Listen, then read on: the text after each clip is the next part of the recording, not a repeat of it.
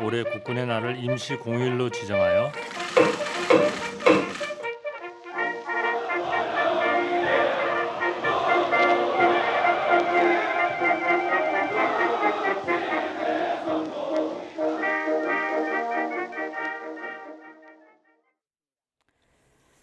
정부가 오늘 오전 국무회의에서 다음 달 1일 국군의 날을 임시공휴일로 지정하는 안건을 의결했습니다.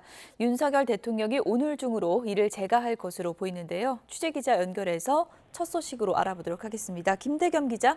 네, 정부 서울청사입니다. 네, 임시공휴일 지정 앞서 여당에서 요청이 있었는데 국무회의 통과했군요. 네, 앞서 여당인 국민의힘은 지난달 열린 고위당정에서 올해 국군의 날을 임시공휴일로 지정해달라고 요청한 바 있는데요. 오늘 정부가 한덕수 국무총리 주재로 국무회의를 열고 국군의 날을 임시공휴일로 지정하기로 의결했습니다. 의결에 앞서 한 총리는 모두 발언을 통해 이번 임시공휴일 지정으로 우리 장병들이 국민 상원 속에서 사기가 높아지고 사명감이 더욱 투철해질 수 있기를 기대한다고 말했습니다. 특히 북한의 잇따른 도발과 중동 분쟁 등 국내외 상황도 함께 언급하며 국가안보 중요성을 거듭 강조했습니다. 올해 국군의 날을 임시 공휴일로 지정하여 국가 안보의 중요성에 대한 국민적 관심을 높이고 우리 국군의 역할과 장병들의 노고를 상기하는 계기로 삼고자 합니다. 윤석열 대통령도 오늘 중으로 이번 안건을 재가할 것으로 보이는데요. 국방부는 국군의 날 임시공휴일 지정은 지난 1990년 이후 34년 만이라며 특히 올해는 건군 76주년을 맞이해 기념식과 시가행진도 진행할 예정이라고 밝혔습니다. 이 밖에 오늘 국무회의에서는 전세사기 피해자에게 공공임대주택을 최대 20년간 지원하는 내용의 전세사기 특별법 등 법안 3건이 우선 상정돼서 의결됐습니다. 또 정부는 추석 연휴 기간 동안 43조 원 규모의 명절 자금을 공급하고 의료 공백을 메우기 위해서 추석 연휴 전후 2주간을 비상응급대응주간으로 정해 4,000곳 이상의 당직 병의원을 운영하기로 했습니다. 지금까지 정부 서울청사에서 YTN 김대겸입니다. 지난달 소비자 물가 상승률이 2%로 둔화했습니다. 석유류 물가 상승폭이 축소된 영향이 컸는데요. 아직 과일 물가 상승률은 여전히 높은 수준이었습니다. 취재기자 연결돼 있습니다. 이승은 기자. 네, 이승은입니다. 네, 물가 흐름이 국제유가 하락덕을 많이 봤군요. 그렇습니다. 지난달 소비자 물가 상승률이 2%로 집계됐습니다. 5달째 2%대 상승률이자 3년 5개월 만에 가장 낮은 상승률입니다. 국제유가 하락과 핵가일 출시 등으로 농축수산물 가격 오름세가 둔화된 영향이 큽니다. 석유류 물가가 지난해 같은 달 대비 0.1% 상승하면서 상승폭이 크게 줄었습니다. 국제유가 하락세에 더해서 1년 전 상승폭이 컸던 것에 대한 기저효과가 겹친 결과입니다. 반면 자동차용 LPG는 16.8% 오르면서 2년여 만에 가장 높은 상승세를 보였습니다. 신선식품이 3.2% 올라 전체 물가 상승률을 웃돌았고 이 가운데 농산물은 3.6%나 올랐습니다. 배가 120.3%, 사과가 17% 오른 반면에 복숭아는 22.8%, 국산 쇠고기는 2.7% 내렸습니다. 전기, 가스, 수도 부문도 전체 물가 상승률을 웃도는 3.3%였습니다.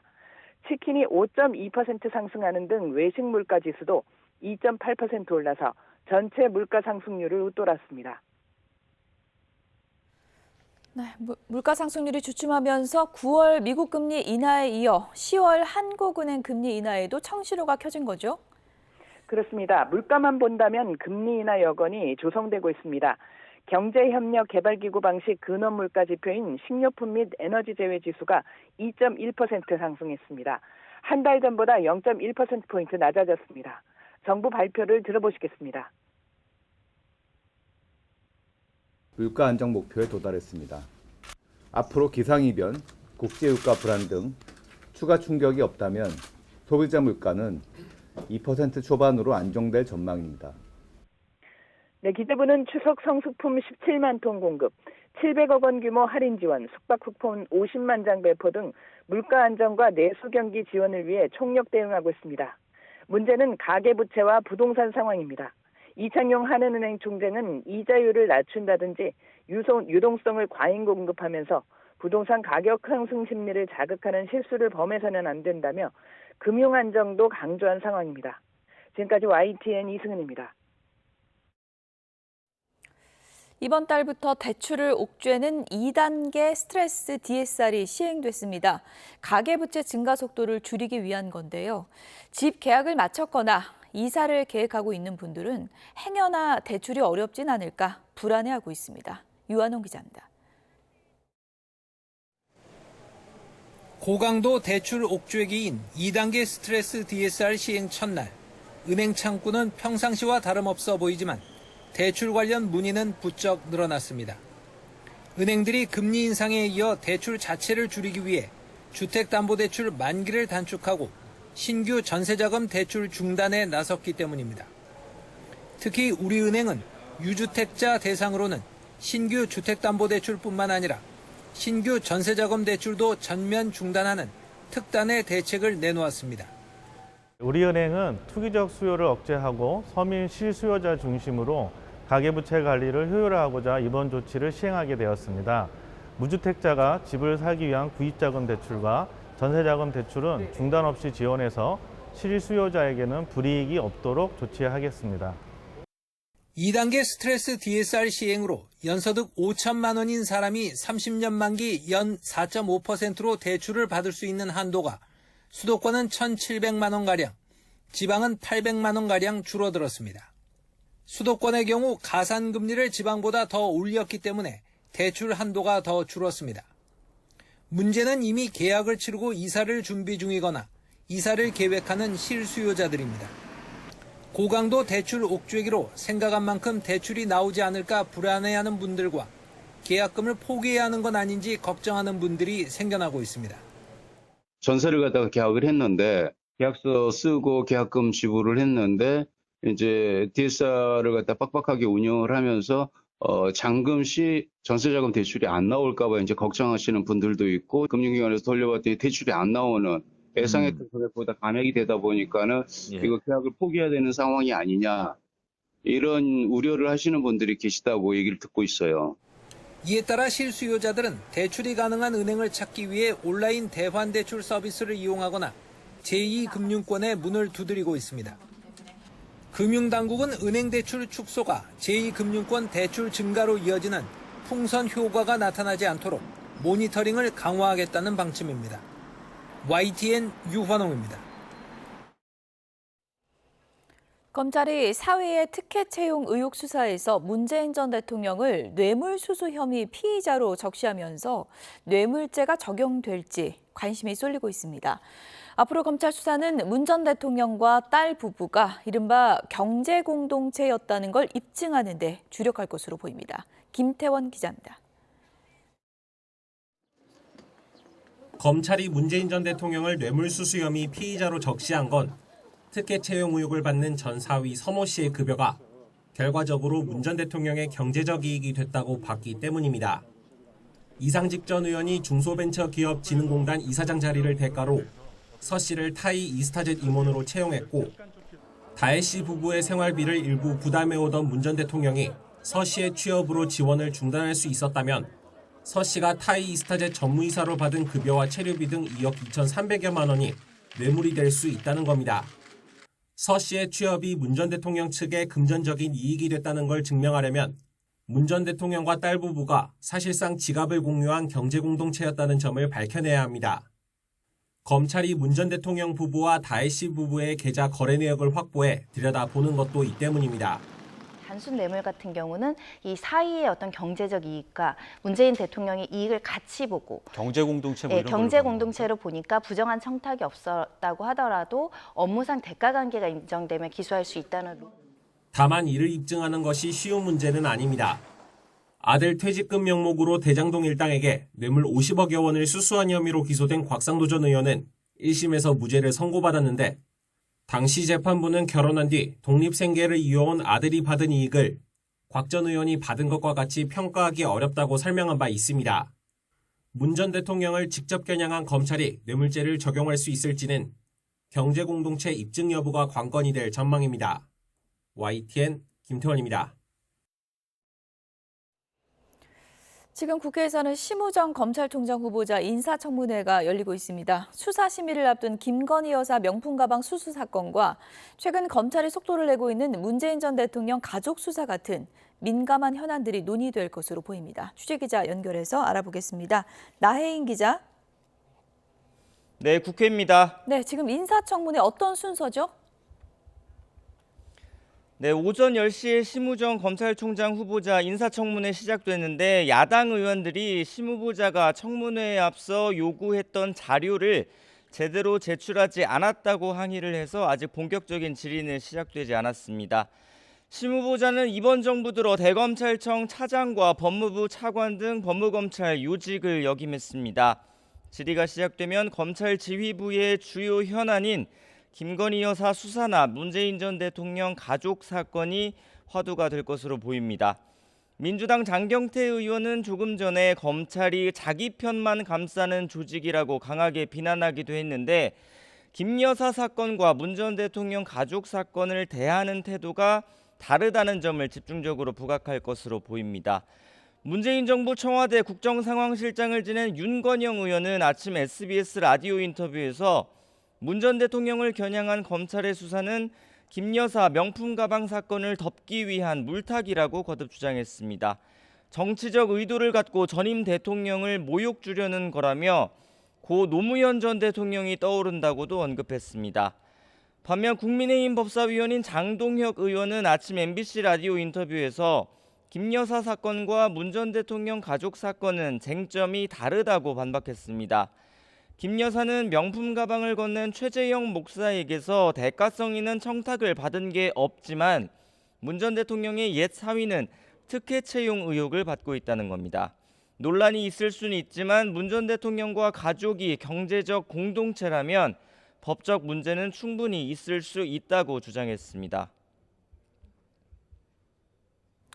네, 회의장 밖에서도 여야 신경전이 펼쳐지고 있는데 여야 대표 회담 때 나온 이재명 대표의 계엄 발언을 두고 논쟁이 여전하죠. 네, 국민의힘 지도부는 아침 회의에서 일제히 이재명 대표가 비상식적인 음모론을 퍼뜨리고 있다고 규탄했습니다. 김재원 최고위원은 라디오 인터뷰에서 민주당이 집단으로 실성한 것 같다는 격한 비난도 쏟아냈습니다. 여당에선 이르면 다음 달로 예상되는 이재명 대표의 1심 선고를 앞두고 민주당이 지지층 결집을 위해서 야당 탄압 프레임을 짜는 거란 주장까지 나왔습니다. 개딸 결집, 이재명 대표 사법 리스크 방탄, 그리고 대통령 탄핵 전국 조성을 위한 선동 정치의 연장선상에 있는 것으로 보입니다. 하지만 야당은 의심의 눈초리를 거두지 않고 있습니다. 민주당 핵심 관계자는 YTN과 통화에서 김용현 전 대통령 경호처장이 국방부 장관 후보자로 지명된 것과 함께 남북 간의 긴장 상황에 특히 주목했습니다. 군사적인 충돌을 비롯해 한반도에 비상 상황이 생기면 현 정권이 얼마든지 이를 고리로 계엄을 선포하고 전국을 장악하려 할 수 있다고 주장했습니다. 어제 김용현 후보자 청문회는 막판에 이재명 대표를 옛 소련의 지도자 레닌에 빗댄 여당 의원의 발언이 나오면서 여야 충돌 끝에 파행됐는데 야당은 인사철회를 거듭 촉구했습니다. 충암고 동문 대통령 신기만 챙기는 사람이 자기 목숨을 바쳐 나라를 지킬 수 있겠습니까? 김 후보자는 도감청과 영공 방어에 취약한 용산을 석연찮은 과정을 거쳐 대통령실로 점 찍었습니다. 네, 이런 가운데 민주당에서는 오늘 최상병 특검법을 다시 발의한다고요? 네, 강유정 원내대변인은 오전에 기자들과 만나 오후 1시 반에 특검법을 재발의한다고 밝혔습니다. 국민의힘 한동훈 대표의 제안을 수용해서 대법원장에게 특검 후보 4명을 추천할 권한을 주기로 했다고 설명했습니다. 다만 대법원장이 추천한 후보들이 부적합하다고 판단되면 야당이 재추천을 요구할 수 있는 이른바 비토권을 함께 법안에 담겠다고 했습니다. 다른 야당과 공조해서 이번 달 안에 본회의 통과를 추진하겠다며 한동훈 대표의 동참을 촉구했는데 여당이 이를 받을 것 같지는 않습니다. 한 대표와 가까운 장동혁 최고위원은 당내 논의와 의원들을 설득하는 과정이 필요하다는 기존 입장에 변화가 없다고 밝혔습니다. 추경호 원내대표는 특검은 공수처 수사가 끝난 뒤에 검토할 수 있다는 뜻을 거듭 고수했습니다. 이 밖에 오늘 국회에선 안창호 국가인권위원장 후보자 인사청문회도 열리고 있습니다. 검사 출신의 헌법재판관 시절 보수 성향을 드러낸 안 후보자를 상대로 역사관이나 차별금지법 제정에 찬성하는지 묻는 질의가 이어지고 있습니다. 안 후보자는 자신이 뉴라이트냐는 야당 의원의 질문에 전혀 아니라고 선을 그었지만 차별금지법 제정은 반대한다는 뜻을 명확히 밝혔습니다. 지금까지 국회에서 YTN9입니다.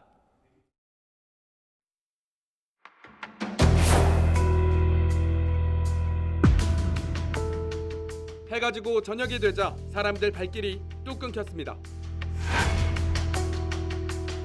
성인이 봐줄 사람 한 대가 없다고. 그 이비인후과 그게 없어가지고.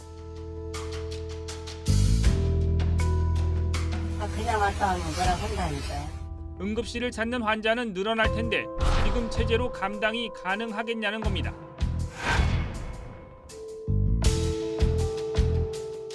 스물일곱 곳에서 병상을 축소하긴 했지만 대부분 문제 없이 돌아가고 있다는 겁니다.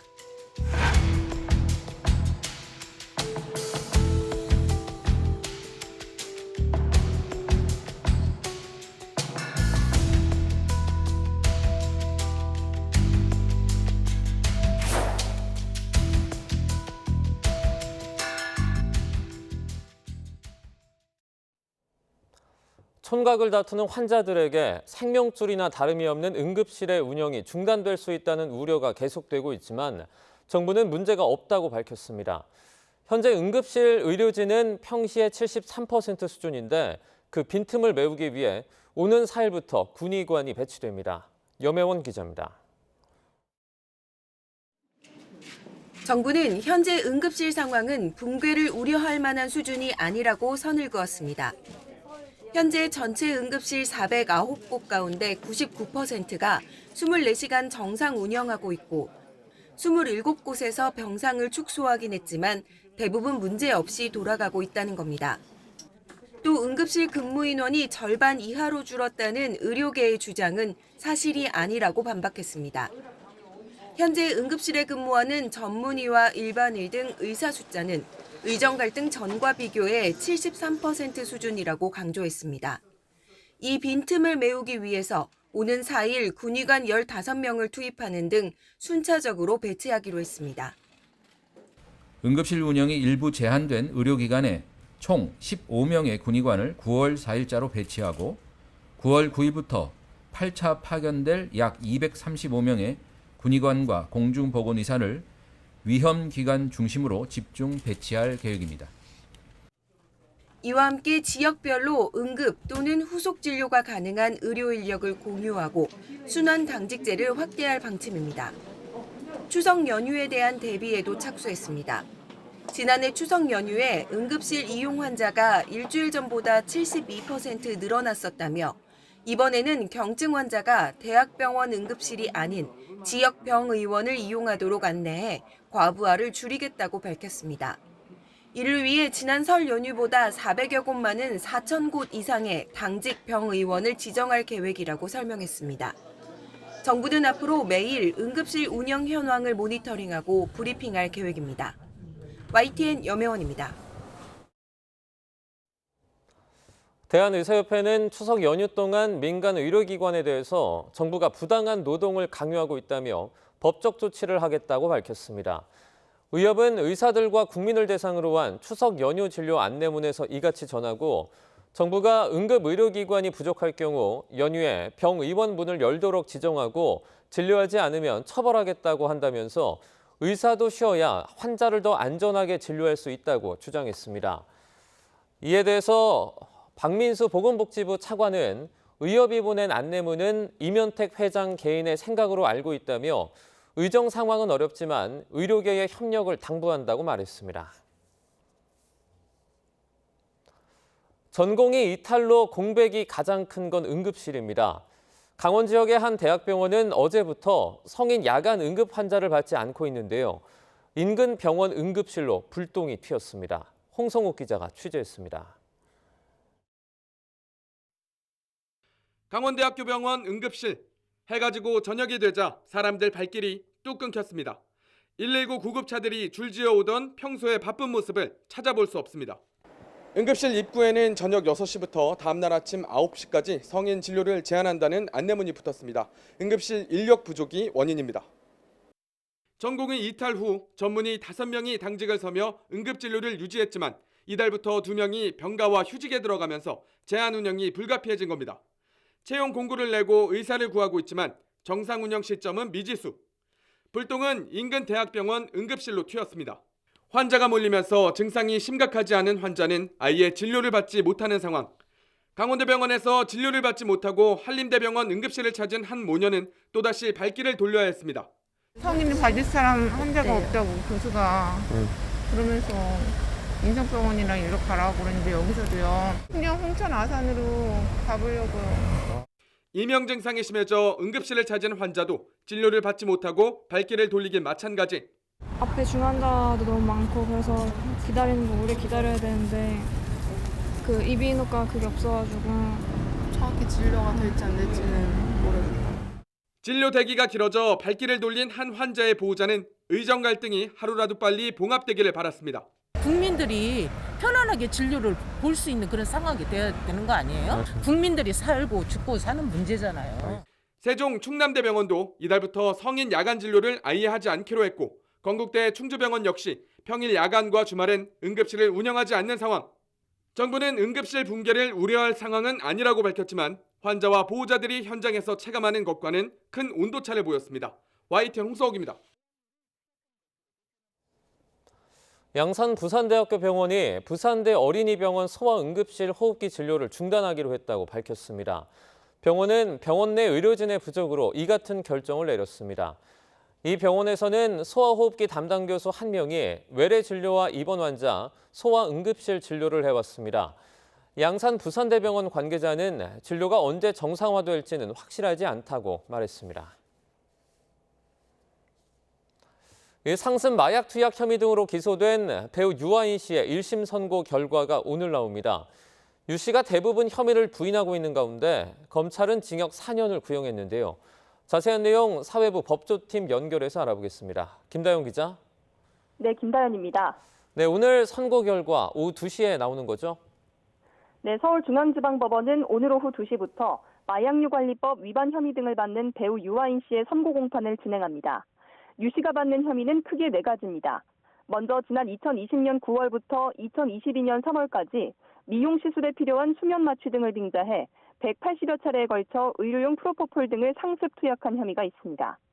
또 가족 등 다른 사람 명의로 수면제를 40여 차례 불법 처방받아 투약한 혐의도 받고 있습니다. 이 외에도 검찰은 유 씨가 대마를 흡연했을 뿐만 아니라 다른 사람에게 이를 강요했고 수사가 시작되자 지인에게 메시지를 삭제하게 하는 등 증거 인멸을 교사했다고도 의심하고 있습니다. 그러나 유 씨는 대마 흡연 외의 대부분 혐의를 부인하고 있습니다. 수면 마취제 투약은 정신질환과 수면장애를 치료하기 위한 목적이었고 그마저도 의사 판단하에 이루어진 만큼 불법성이 전혀 없었다는 주장입니다. 반면 검찰은 지난 7월 결심 공판에서 유 씨에게 징역 4년에 벌금 200만 원을 선고해달라고 재판부에 요청했습니다. 유 씨가 재력과 사회적 영향력을 이용해 범행을 저질렀고 또 죄를 덮으려고도 했다는 겁니다. 법조계에서는 마약류 등 투약 횟수가 많고 조직적인 가담 정황이 있다는 점에서 실형이 선고될 수 있다는 관측이 나옵니다. 다만 단약 의지와 반성 정도, 혐의 인정 여부에 따라 집행유예가 선고될 가능성도 있습니다. 지금까지 서울중앙지방법원에서 YTN 김다현입니다. 4천억 원대의 불법 스포츠 도박 사이트를 운영해온 조직이 경찰에 적발됐습니다. 이들은 6년 동안 100억 원이 넘는 수익을 올린 것으로 경찰은 보고 있습니다. 취재기자 연결합니다. 윤현숙 기자. 네, 사회부입니다. 네, 도박의 규모가 좀 상당한 것 같은데 자세한 내용 전해주시죠. 판돈 규모가 4천억 원에 달하는 불법 스포츠 도박 사이트를 운영한 일당이 경찰에 검거됐습니다. 경기 북부경찰청 사이버범죄수사대는 지난 2018년 1월부터 6년 6개월 동안 도박 사이트를 운영한 총책 A씨 등 41명을 검거해 11명을 구속하고 30명을 불구속 입건했습니다. A씨 조직은 2018년 1월부터 6년 반 동안 불법 스포츠 도박 사이트를 운영해온 혐의를 받습니다. 이들은 전국 12곳에 환전과 자금 보관 등을 위한 사무실을 두고 3개월마다 옮겨가며 단속을 피해온 것으로 파악됐습니다. 이들 중 핵심 조직원 10여 명은 서울의 한 중학교 동창생들로 확인됐습니다. 경찰 조사 결과 이들은 텔레그램을 통해 경찰 단속으로 폐쇄된 다른 사이트 회원 정보 30만 명분을 구입해 이들에게 도박 사이트 가입을 홍보했습니다. 또 도박에 자주 참여하지 않는 회원들에게는 포인트를 무료로 주는 등 이벤트를 내걸어 약 2만 6천여 명의 회원을 모집했고 이 가운데는 청소년들도 있었습니다. 이들은 범죄에 쓰이는 대포 통장을 안정적으로 활용하기 위해 계좌 한 개당 월 100만 원을 주고 지인들을 범행에 연루시킨 것으로 드러났습니다. 경찰은 해당 지인들이 자신의 계좌가 도박 사이트 운영에 사용될 것을 알면서도 계좌를 빌려준 것으로 보고 있습니다. 이들이 불법 스포츠 도박 사이트를 통해 벌어들인 수익은 106억 원에 달하는 것으로 추산됐습니다. 총책 등 일부 조직원들은 고급 외제 차량을 몰거나 케타민 등 마약류를 투약한 것으로도 드러났습니다. 경찰은 검거 과정에서 차량에 숨겨져 있던 현금 2억 2천만 원을 압수했습니다. 경찰은 은닉 재산을 추적하고 조력자들에 대한 수사를 계속 확대할 예정입니다. 지금까지 사회부에서 YTN 윤현숙입니다. 경기도 시내버스와 광역버스가 파업 기로에 섰습니다. 노조가 총파업을 의결했는데 사측과 협상이 진전되지 않으면 내일부터 경기 지역 버스 90%가 멈춰 서게 됩니다. 자세한 내용 취재기자 연결해서 알아보겠습니다. 최명신 기자. 네, 정국부입니다. 네, 노사 협상 진행 상황이 궁금한데요. 협상은 계속 진행되고 있습니까? 네, 경기도 버스 노조협의회는 오늘 오후 3시부터 경기지방노동위원회에서 사용자 단체인 경기도 버스운송 사업조합과 최종 조정회의를 엽니다. 조정이 결렬될 경우 버스 노조는 내일 오전 4시 첫 차 운행부터 전면 파업에 돌입한다는 방침입니다. 노조 예고대로 파업이 현실화할 경우 도내 전체 시내버스의 90%인 9,300여 대가 멈춰설 것으로 우려됩니다. 노조는 서울 버스기사 수준의 임금 인상을 요구하고 있습니다. 동일 연차를 놓고 따져봤을 때 경기적 버스기사가 서울보다 70만 원에서 100만 원 정도 적어 인력 유출로 이어지고 있다고 주장합니다. 제시한 인상률은 준고용제 노선의 경우 12.32%, 민영제 노선은 21.86%입니다.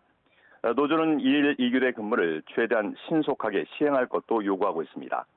이에 대해 사용자 측은 재정 여건상 임금 인상이 어렵고 1일 2교대 근무 즉각 시행도 수용할 수 없다는 입장입니다. 노사 양측은 지난달 28일 1차 조정회의 때도 견해차를 좁히지 못한 채 평행선을 이어갔습니다. 버스 노조는 오늘 조정회의가 결렬되면 내일부터 무기한 천면 파업에 들어가겠다고 밝혔는데요. 파업 여부는 오늘 오후 늦게나 자정을 넘겨서 결정될 것으로 보입니다. 이번 교섭엔 서울 등을 오가는 광역버스 2,200여 대도 포함돼 있어서 파업이 현실화할 경우 시민 불편이 커질 것으로 우려됩니다. 파업이 초읽기에 들어가면서 경기도는 비상수송 대책 마련에 총력을 기울이고 있습니다. 주요 버스 정류장과 지하철역 등 탑승 거점에 전세버스와 관용버스 420여 대를 투입해 순환 운행 방식으로 운영하기로 했습니다. 또 마을버스 운행 시간을 연장하고 예비 차량을 시내버스 파업 노선에 투입한다는 계획입니다. 지금까지 YTN 최명신입니다.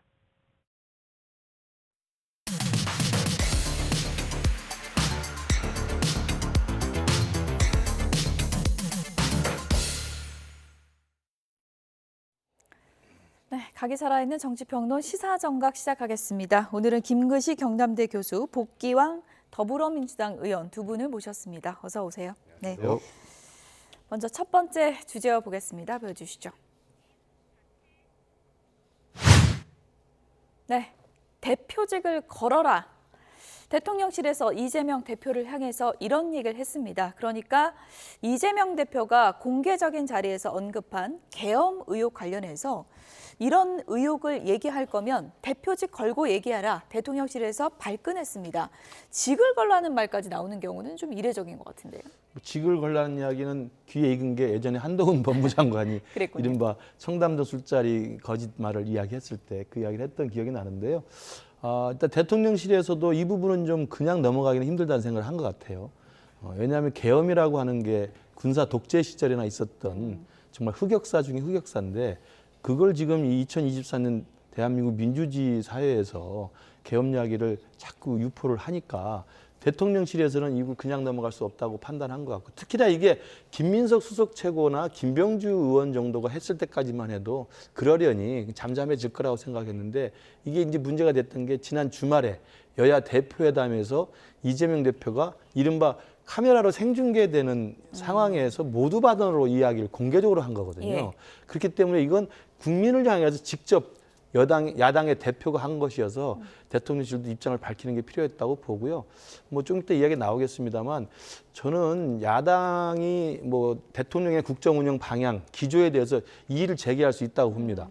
뉴라이트 인사에 대한 의혹을 제기할 수 있고, 예. 그다음에 반국가 세력이라고 대통령이 발언한 것도 문제 제기할 수 있다고 저도 일정 부분 동의합니다. 네. 그러나 그런 문제 제기 수준을 넘어서서 근거 없는 괴담까지 이야기를 하는 것은 아무리 대통령이 밉다고 예. 또 아무리 대통령이 지지도가 형편없다고 해도 국민들을 불안하게 하는 거라고 생각합니다. 저는 그래서 이 개헌과 관련된 민주당의 이재명 대표 그리고 지도부의 이딴 괴담성 발언은 정말 즉각 중지해 주길 간곡히 부탁을 드립니다. 처음에는 에이 이러다가 이제 계속 나오니까 네. 혹시 뭐가 있나? 이렇게 생각하는 분들도 있는 것 같고요. 개헌 얘기 계속 나오긴 했지만 이재명 대표가 여야 대표회담 모두 발언에서 전 국민이 보는 생중계 도중에 이런 얘기를 했다는 거 무게감이 다르거든요. 그 자리에서 한 이유는 뭐라고 보세요? 그만큼 심각하게 바라보고 있다라는 국민의 걱정을 좀 대변했다라고 예. 보는 것이요. 과거에 김민석 최고위원이나 김병주 최고위원이 여러 차례 그런 언급을 했었어요. 그러면서 근거로 든 것이 최근에 남북 관계가 급속하게 악화되고 있고, 그리고 남쪽에서 먼저 풍선을 띄워서 북에 보내고, 이것에 대한 보복으로 오물풍선을 북에서 또 내려보내고, 예. 그리고 또 이 과정에서 우리가 그 방송을 통해서 휴전선에서 예. 대북 방송을 또 허용하고, 예. 이런 과정이 자칫 이러다가 국지전이 발생하면 새로운 북풍이 되고 계엄으로 연결될 수도 있겠다라는 군사 전문가들의 걱정들이 많아요.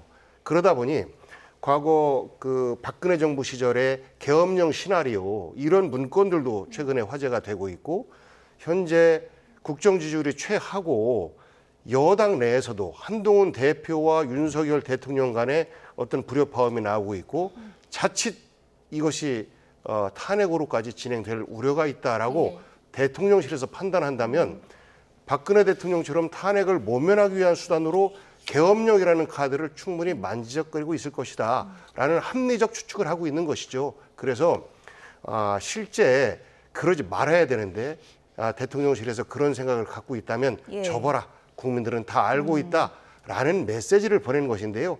여기에 대해서 뭐 처음 나온 이야기도 아니고, 그렇다면 처음으로 여야 대표회담을 통해서 나온 이야기를 이렇게 지글거려라 라는 수준의 그 발언을 하는 것은 대통령실에서 적절치 않고, 모처럼 만에 여야가 합의가 얼마나 되었든 간에 이제 대화가 시작되는 판인데 예. 대통령실에서 나서서 대화의 흐름을 깨는 이런 역할을 하는 것 아닌가 싶습니다. 대통령실에서 이렇게 계엄 얘기하는 거, 이거 계엄이라는 단어는 사실 박근혜 전 대통령 탄핵 사태 때 나왔던 단어가 또 나온 거잖아요. 그래서 지금 탄핵 빌드업이냐 이런 거라는 주장인데, 그런 의도가 실제로 있다고 보십니까? 저도 이제 의도를 물어보셨는데, 예. 의도는 제가 볼 때 여러 가지 정황이 있다, 뭐 제보가 들어오고 있다 이렇게 이야기합니다만, 그 누구도 지금 천호준 전략기획위원장도 조승래 대변인도 그 예. 누구도 제보에 대해서는 정확하게 근거를 대지 못하고 있고요. 심지어는 제보라고 기자들이 계속 물어보니까 제보라기보다는 정황상 뭐 이런 이야기를 하고 예. 말벌이 흐리고 있습니다. 그리고 조승래 대변인 같은 건 그래도 양심적이에요. 0.1%의 가능성이라도 있을지 모르니 예. 이렇게 이야기하면 뭐 그럴 수 있죠. 0.1%야 뭐 우리가 유전자 일치도 99.9%의 유전자 일치 아닙니까? 그렇게 이야기하는 건 좋은데, 마치 뭐가 있는 것처럼 예. 이야기하면서 이걸 국민들에게 불안감을 증폭시키는 건 힘 있는 제1야당 할 일은 절대 아니라고 보고요. 의도는 그래서 왜 그랬을까? 이런 말도 안 되는 괴담을 왜 할까?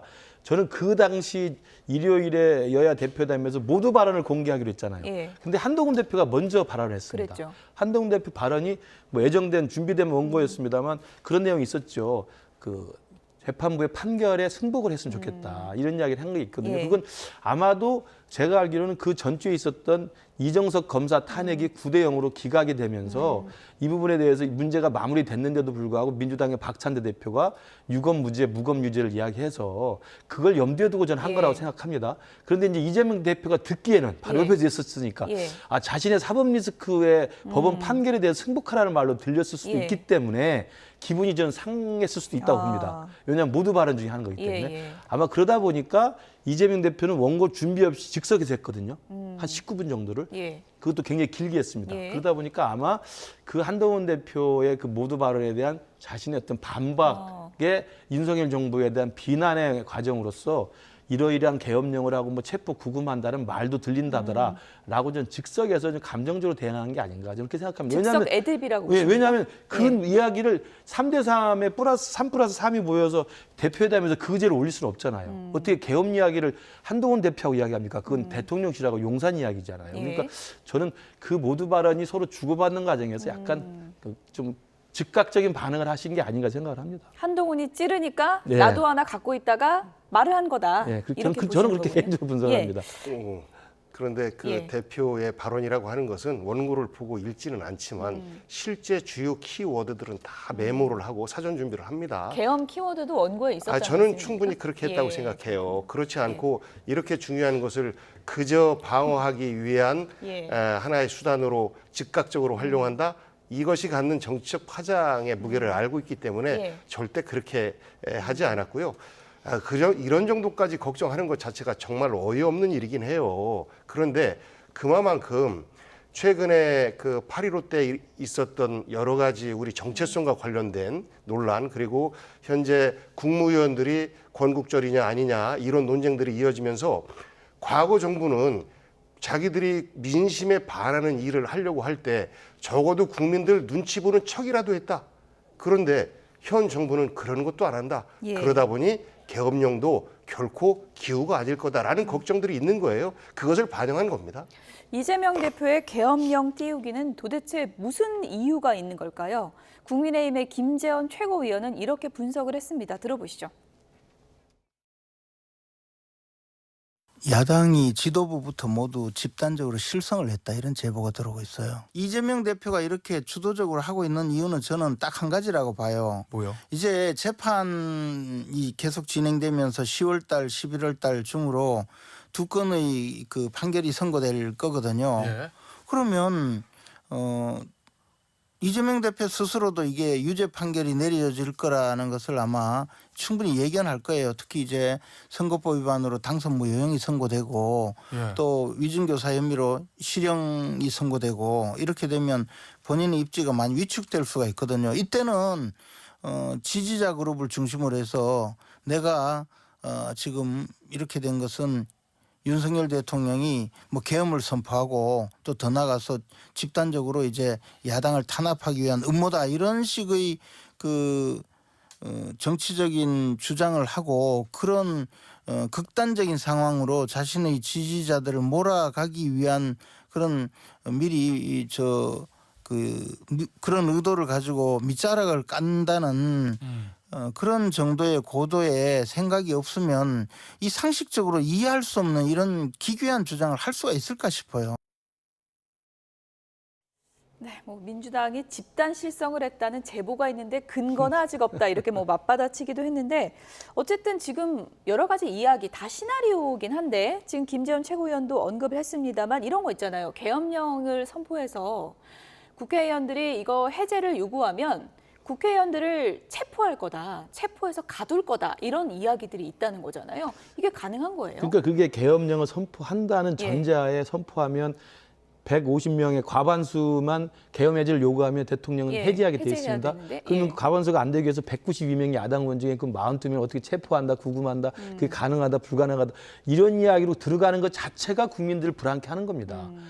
0.1%의 가능성도 없는 계엄령 이야기를 그게 실제로 들어가면 이게 불가능하고 이건 가능하고라고 말하는 게 이게 시나리오 이야기하고는 뭐가 다릅니까? 그래도 궁금은 하거든요. 잡아갈 수 있는 궁금해서 제가 말씀을 드릴게요. 자꾸 이런 이야기 하는 것도 저 이재명 대표가 만들어 놓은 프레임에 들어가는 건데 말씀을 드리면 42명을 그러면 의사당에 못 나오게 해야 된다는 거 아니겠어요? 그러면 예전에 박정희 시대나 전두환 시대 때 계엄령이면 그 가능할 수도 있어요. 왜냐하면 군인이 그냥 잡아가면 되니까. 예. 왜냐하면 영장 없이 체포가 가능해요. 계엄하에서는. 예전에 그랬잖아요. 영장 없이 체포가 가능해요. 그러니까 구금할 수 있죠. 그러면 국회의장이 못 가게는 할 수 있습니다. 예. 그런데 국회의원 불체포 특권이라는 게 있잖아요. 불체포 특권이 있기 때문에 회기 중에는 불체포 특권에 의해서는 체포동의안을 표결을 해야 되기 때문에 예. 그것도 불가능하고 설사 회기가 아니라 하더라도 회기가 아니면 현행범으로 체포를 하는 거거든요.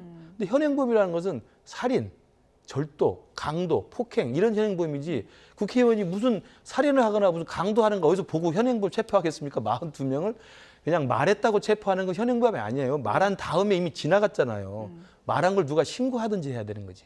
그래서 실제로는 불가능한 이야기입니다. 그리고 그런 이야기를 할 경우에 그런 계엄의 1970년대와 80년대 서울의 봄 상황 같은 그런 어두운 흑역사가 지금 대한민국에 가능하다는 이야기를 하는 것 자체가 예. 저는 이재명 대표가 파놓은 자신의 사법 리스크에 지금 판결이 째깍째깍 돌아오고 있으니까 예. 그 불안감을 독재국가, 계엄국가라고 하는 이 프레임으로 지금 물타기 하려는 시도에 우리가 들어가는 거라고 생각합니다. 지지자 결집용이다. 저는 그래서 예. 더 이상 답변 안 드리겠습니다. 예. 답변을 이제 길게 해주셨는데 답변 안 하신다고 하니까. 물어보셔서 내가 예. 말씀드린 거예요. 어쨌든 지금 이게 가능하려면 뭐 언론도 가만히 있을 리가 없고 사실은 이게 뭐 구금을 해도 영장 심사하면 그럼 법원의 판사도 그렇게 판결해줘야 되는 거고 현실적으로는 불가능한데 왜 이렇게 공포감만 키우냐는 비판도 있거든요. 그건 어떻게 보세요? 계엄령이 떨어지면 얼마든지 다 가능합니다. 다 가능하다고 언론에 대한 보시죠. 통제도 가능합니다. 언론도 안보상의 통제한다. 이유로 예. 얼마든지 다 군인들이 점령해서 예. 보도 지침이나 이런 것들을 다 만들 수 있고 정치인들에 대해서도 이 사람들은 예를 들어서 가장 적용하기 쉬운 것이 부패 혐의라든지 이런 걸로 해서 바로 군사법정에도 세울 수 있는 거예요. 그래서 과거 우리가 그 계엄령 때 그런 공포 이런 것들을 겪었던 우리 선배 세대들 같은 경우에는 얼마든지 할 수 있지 대통령이면 이런 걱정을 하고 있는 거예요. 그런데 저도 이런 걱정이 비상식적이라고 생각해요. 그 김재원 의원이 단체로 실성에 따르는 제보가 들어온다라는 말이 안 되는 주장을 하면서 민주당의 주장을 반박하고 있지 않습니까? 그런데 윤석열 정부에서 국민들이 걱정하고 있고 국민의 걱정을 대신해서 표현하고 있는 민주당의 주장, 계엄령에 우려가 있다라는 주장이 아니다라고 한다면 거꾸로 남북 간의 관계에 있어서 평화 무드로 전환하기 위한 노력을 해야 되는데 전혀 그렇지 않아요. 계속해서 대결 구도를 만들어내고 자칫 일부러라도 국지전을 유도하고 그런 국지전 속에서 안보상의 이유로 계엄령을 선포하고 그렇게 예를 들어서 한 보름 정도만 유지가 된다라고 하면 대한민국의 판이 바뀝니다. 그래서 본인이 지금 역대 가장 최악의 지지율을 보이고 있는 이런 대통령이고 여당 내에서도 점점 더 우군들이 빠져나가고 있는 상황에서 본인의 탄핵을 막기 위한 가장 마지막 방법은 계엄령밖에 없으니까 그 마지막 카드를 만지작거리지 못하게 하기 위한 이런 방법으로서 이런 우려 우리 국민들이 하고 있고 그리고 당신들이 그런 카드를 쓰려고 하면 우리 국민들이 막아낼 거다라는 메시지를 주는 것으로 생각하시면 되고 그동안에 조금 전에 말씀드렸던 것처럼 워낙 비상식적으로 위안부 할머니들에 대한 것 입장도 안 나타내는 거 아니겠습니까? 이러한 말도 안 되는 비상식의 연속이기 때문에 비상식적인 계엄령도 얼마든지 만지작거릴 수 있다라는 우려를 표하는 겁니다. 네. 어쨌든 민주당에서는 계속 계엄령 카드에 대한 언급을 이어가고 있는 상황이고요. 어제 국회 국방위 김용현 국방부 장관 후보자 청문회에서도 계엄 공방이 계속됐습니다. 어떤 얘기인지 잠시 듣고 오시죠. 한간에는 계엄령 대비를 위한 친정체제를 구축 중이다. 그래서 후보자의 용도가 그것이다. 라고 하는데 저는 근거 없다라고 생각지 않습니다. 우리 대한민국의 상황에서 과연 계엄을 한다 그러면 어떤 국민이 과연 이게 용납을 하겠습니까? 그리고 우리 군에도 따르겠습니까? 저는 안 따를 것 같아요, 솔직히. 그래서 이런 계엄 문제는 지금 시대적으로 좀 안 맞다. 저는 그렇게 생각하거든요. 최근 이준우 수방사령관, 각종군 특전사령관, 여인영 방첩사령관을 한남동 공간으로 불렀죠. 출입 기록을 남기지 않으려고 입구에서 경호처 직원의 안내로 불러들여서 무슨 얘기했습니까? 계엄 이야기 안 했습니까? 어떤 사실이 아닌 것을 가지고 거짓 선동하고 정치 선동하는 자리가 아니라고 생각합니다. 지금 보신 김용현 장관 후보자, 이 장관 후보자도 지금 민주당에서는 일종의 뭐 계엄을 위한 포석이다 이렇게 또 의심을 하고 있는 상황인 거죠.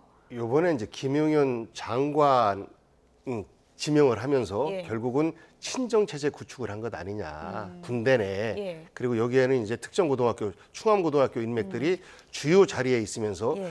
유사시에 군을 이용한 윤석열 대통령의 보위를 위해서 준비하고 있는 것 아니냐. 이런 걱정을 하고 있는 것이고 예. 주요한 군 지도자들이 한자리에 모여 있는 것. 예. 지금 이 시기에 국가적인 큰 사태도 없고 그런데 왜 모였을까라는 우려를 하는 가운데서 혹시라도 계엄령 이야기는 없었느냐. 당장 선포하자라는 건 아닐지라도 예. 유사시에 이렇게 하면 계엄 선포할 수 있는 것 아니야?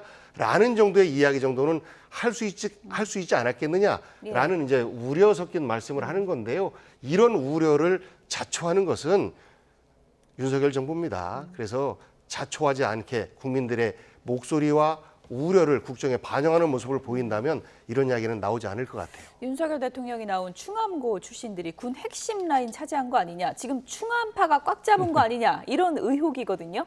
저는 이 계엄령 괴담에 대해서는 예. 가장 간단하게 우리 국민들이 속아 웃을 일이라고 지나갈 수밖에 없는 게 지금 국방부 장관 후보자도 저도 안 합니다라고 이야기하잖아요. 그러니까 그다음에 오늘 제가 다른 방송에서 패널로 나온 우리 당의 이양수 의원 보니까 예. 이양수 의원도 나도 반대할 거다. 아니 세상에 지금 이 상황에서 만약에 윤석열 대통령이 정말 만에 하나 계엄을 선포하면 국민의힘 108명이 동의할까요? 저는 전혀 안 할 거라고 생각합니다. 지금 대통령이 임명한 국방부 장관도 자기도 따르지 않을 거라고 하고 지금 그렇게 했을 경우에 우리나라에 지금 실제 현역에 있는 장성들이나 병사들이 따를까요? 불가능한 이야기잖아요. 뭐 충암파 이것도 뭐 아니 지금... 충암파라고 그래서 이게 1980년에 무슨 서울이범 시대입니까? 예. 그 뭐 하나회가 하라고 그래서 하고 그럽니까? 불가능한 시대잖아요. 불가능한 시대에 저런 이야기를 하는 것 자체가 있지도 않은 괴담으로 자꾸 이야기하는데 이 부분을 저는 그렇게 생각을 해요. 지금 우리 복귀한 의원 말씀하신 것처럼 윤석열 대통령 지지도가 너무 낮고 그다음에 당내에서도 인기가 별로 없고 예. 그다음에 제가 봐도 우리 당에서도 제가 아까 말씀드렸잖아요. 반국가 세력이 있다고 하는 발언은 굉장히 저는 안타까운 발언이라고 생각합니다. 그런 발언을 해서는 안 된다고 생각하고 김건희 여사 출장 조사도 정말 아쉬운 부분이 있어요. 좀 더 엄정하게 했으면 좋겠다. 예. 이런 걸 문제제기 하는 걸 야당으로서 할 일이라고 생각합니다. 그러면 인기 없는 대통령에 대해서 야당이 문제제기 한다고 그래서 그게 도가 있는 거죠. 그걸 무조건 인기 없는 당신 탓이니까 윤석열 정부가 비상식적이니까 우리도 아무 말이 해도 돼. 그래서 무슨 지하철역에 오래된 독도 조형물을 교체한다니까 독도 팔아먹느냐. 이거 계엄하는 거 아니냐라고 이야기를 하면 민생을 돌보고 국민의 편안함을 돌봐야 될 여야 정치권에서 오히려 대통령을 빌미로 내세워서 민주당 거대 야당이 오히려 국민들을 더 혼란스럽게 한다는 면에서 예. 안타깝다는 말씀을 드리는 거예요. 그 부분에서 짧게 말씀드리면 왜 충암고에 대해서 걱정하냐면 전국에 약 2,400여 개의 고등학교가 있는데 예. 충암고 출신들이 4명이 장군으로 있고 예. 이 가운데 다 주요 보직을 차지하고 있어요. 예. 그래서 하반기 군인사에서 충암고 출신들이 더 발탁될 거고 예. 그를 위해서 김용현 국방부 장관이 임명된 거다. 이런 또 주장들도 있거든요. 예. 그러니까 이렇게 걱정을 끼치지 말고 이런 걱정의 거리를 미리 차단해라라고 받아들이면 될 것 같습니다. 그러니까 걱정해 주시는 건 좋은데 도를 좀 지키시라 이거. 자꾸 야당에 도를 넣으니까 윤석열 대통령도 말을 안 들어요. 조금 자중해지길 바랍니다. 예. 어쨌든 뭐 충암파 논란까지 불거진 얘기를 좀 해봤고요. 대통령실이 이재명 대표 발언에 발끈한 게 또 한 가지 포인트가 바로 이제 의정 갈등 문제거든요. 이재명 대표가 응급실 뺑뺑이로 지금 사망자가 늘고 있다 이런 취지의 얘기를 한 것에 대해서 무슨 근거로 그렇게 공포감을 키우느냐라고 이제 대통령실이 발끈했는데 그 부분은 어떻게 보세요? 근거 없는 얘기라고 했거든요. 누군가가 그랬지 않습니까? 달나라에 사시는 것 같다고. 실제 우리 현실 속에서 요즘 아프면 큰일 난다. 병원에 못 간다. 응급실에서도 받아주지 않는다라는 것이요. 우리 국민들 상식적으로 다 아는 거예요. 최근에 있는 유명 인사 우리 김종인 전 비대위원장, 그 김종인 위원장께서도 그런 경험을 직접 하셨고, 그리고 민주당의 김한규 의원이라고 얼마 전에 이제 부친께서 자꾸 하셨는데 그 김한규 의원도 응급실을 제때만 갔어도 돌아가시지 않았을 텐데라는 아쉬운 이야기를 했었어요. 우리 주변에서 일상적으로 일어나는 것을 왜 이것이 통계로 안 잡히는지 모르겠습니다만 달나라에 있지 마시고 우리 대한민국의 의료 현실에 제대로 접근하시라. 개혁과 우리 국민들이 의료 혜택을 못 받는 것은 좀 다른 문제다. 이렇게 좀 조언드리고 싶습니다. 예. 이번 여야 대표 회담에서 이제 의정 갈등 문제도 이제 논의가 됐는데요. 뭐 딱 눈에 띄는 합의점은 없었지만 여야 대표 사이에 이제 논의가 오갔죠. 이와 관련해서 신지호 전략기획 부총장은 대통령의 짐을 좀 덜어주는 그런 계기가 결과적으로 됐다. 이렇게 평가를 했습니다. 들어보시죠. 사실상 이번 여야 대표 회담을 계기로 의료계 일부는 계속 반발하겠지만요. 예, 어느 정도 그 상당한 진전이 있었다. 그러니까 이번에 이제 그 의정 갈등 문제에 대해서 당과 대통령실의 입장이 좀 다르면서 이게 또 다른 뭐 당정 갈등의 소재가 아니냐 이런 분석들이 있었는데 이거는요 오히려 대통령실의 짐을 저희 당 쪽에서 대표회담을 통해서 좀 덜어낸 부분이 있습니다. 덜어낸 부분이 있고요. 그다음에 이게 이제 한동훈 대표의 최근에 그 의정 갈등에 대한 이 행보가 출구 전략을 마련해 주는 걸 수가 있습니다. 네. 여야 대표 회담에서 이제 나온 그런 얘기들이 어떻게 보면 대통령실 부담을 좀 줄여줬다는 그런 평가인데 그건 어떻게 보세요? 이게 이제 아마 한동훈 대표 측에서도 그렇게 긍정적으로 평가하는 것 같습니다. 그러니까 실제로 여야 대표가 만났습니다만 합의한 건 협의기구를 하나 만들겠다는 합의 외에는 나머지는 8개 항이 전부 추진, 강구, 논의, 협의 이런 것만 있거든요. 그러니까 합의된 건 사실 없는데 그럼에도 불구하고 이제 그 전에 바로 직전에 의정 갈등 문제로 대통령실과 한동훈 대표가 좀 이견 차이를 보였기 때문에 신지호 부총장 입장에서는 그나마 이재명 대표랑 만나서 그 의정 갈등 문제를 위해서 국회 차원에서 논의를 더 하기로 했다라고 문구는 돼 있지만 두 대표가 주고받은 대화 내용 사이에서는 어쨌든 2025년도 의대 증원 내용에 대해서는 이재명 대표도 동의한 걸로 되어 있습니다. 그러니까 그동안에는 이재명 대표나 야당이 의대 증원과 관련해서 내년도 의대 증원 문제 그 인원수에 대해서 의협에서는 지금 의사계에서는 굉장히 강력히 반발하고 있는데 민주당 입장을 내지 않았거든요. 그러나 이번 대표회담에서 이재명 대표가 2025년도는 증원을 동의한 걸로 돼 있고 2026년부터는 이제 논의를 더 해보자라고 돼 있어서 그 2025년도의 의대 증원 문제를 민주당이 동의해 준 걸로 평가해서 대통령에게 짐을 들어준 게 아니냐라고 아마 대통령에게 우리 의정 갈등으로 인한 당정 갈등이 나쁜 것만은 아니었습니다. 라는 이야기를 평가를 하는 것 같아요. 큰 틀에서 뭐 야당도 힘을 실어준 거다. 그렇습니다. 큰 방향은 이런 거고요. 뭐 출구 전략 얘기도 나왔는데 한동훈 대표가 응급실을 비공개 방문했더라고요. 응급실의 진짜 상황이 추석 연휴 앞두고 어떤지 그런 이제 행보를 보이고 이것이 뭐 비공개라고는 하지만 언론에 이제 공개가 된 건데요. 이런 행보는 대통령실에서 어떻게 보고 있을까요? 좋게 봐야 되는데 자기가 대통령인가 하고 그런 생각도 할수 있을까요? 조금 안이 꼽게 볼 수도 있겠다라는 생각을 해봐요. 예. 그 조금 전에 이제 지금 저 사진입니다. 저런 모습들을 정치인들은 많이 보여야 합니다.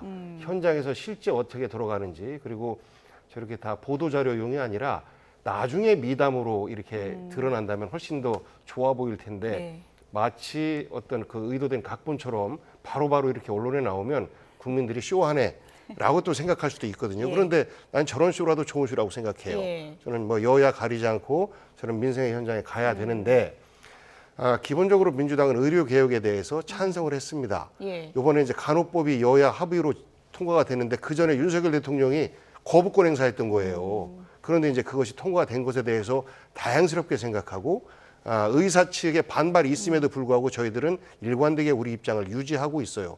그래서 내년도 그 의대 정원과 관련해서는 그 입시 프로세스상 이미 이건 수정해서는 안 된다라고 생각하고 있는 거고 그렇기 때문에 내년에 대해서 찬성한 것이고 다만 이런 개혁 과정에 있어서 나오는 여러 가지 어떤 부작용들에 대해서 과정 관리를 철저히 해야 되는데 그 과정 관리에 대해서 외면하고 있는 대통령실에 대해서 걱정하고 있는 겁니다. 김구식 교수님, 이건 뭐 제 개인적인 정치적 상상력입니다만은 한동훈 대표가 지금 응급실을 저렇게 갔잖아요. 뭐 전에 유난 갈등 때도 이제 화재 현장 같이 찾아가서 좀 그런 화해하는 모양새도 보였는데 뭐 응급실을 같이 가는 모양새도 뭐 연휴 앞두고 가능하지 않을까 그런 생각도 들고요. 어떻게 보십니까? 그 모양새면 참 좋았겠죠. 그리고 이제 저도 개인적으로 대통령이 국정브리핑 지난주에 하지 않았습니까? 그 국정브리핑 과정에서 또 의료개혁 문제 이야기를 많이 했고 그래서 응급실에 전혀 지금 잘 돌아가고 있다. 관리가 잘 되고 있다는 이야기를 했고 한동훈 대표는 아직 그 상황이 좀 불안감이 있다라고 이 현상 인식을 보는 차이가 좀 있었지 않습니까? 그렇다고 한다면 저도 그때 이 방송에서 말씀 한번 드린 적이 있습니다만 대통령께서 응급실 현장을 좀 방문했으면 좋겠다. 뭐 가셨다고 하는데 대통령이 가신다고 하면 경호처가 먼저 가서 다 점검하고 장관, 차관, 의료 관계자들이 다 나와서 준비할 거 아니겠습니까? 거기 이상이 있는지를 어떻게 알겠습니까? 불시에 가서 상시적으로 가서 응급실이 제대로 운영되고 있는지를 확인하는 절차가 필요하다고 봅니다. 그런 면에서 보면 대통령도 지금 한동훈 대표의 우려, 민주당의 어떤 문제 제기 이런 걸 받아들이면 한동훈 대표와 함께 그런 응급실 수시 방문해서 점검하고 문제가 있는지 정말 잘 관리되고 있는지 들여다보셨으면 하는 바람은 있습니다. 저게 뭐 쇼라도 바람직하다라고 하셨는데 네, 이제 현장을 많이 찾아봐야 또 정확한 대책이 나올 수 있을 테니까요.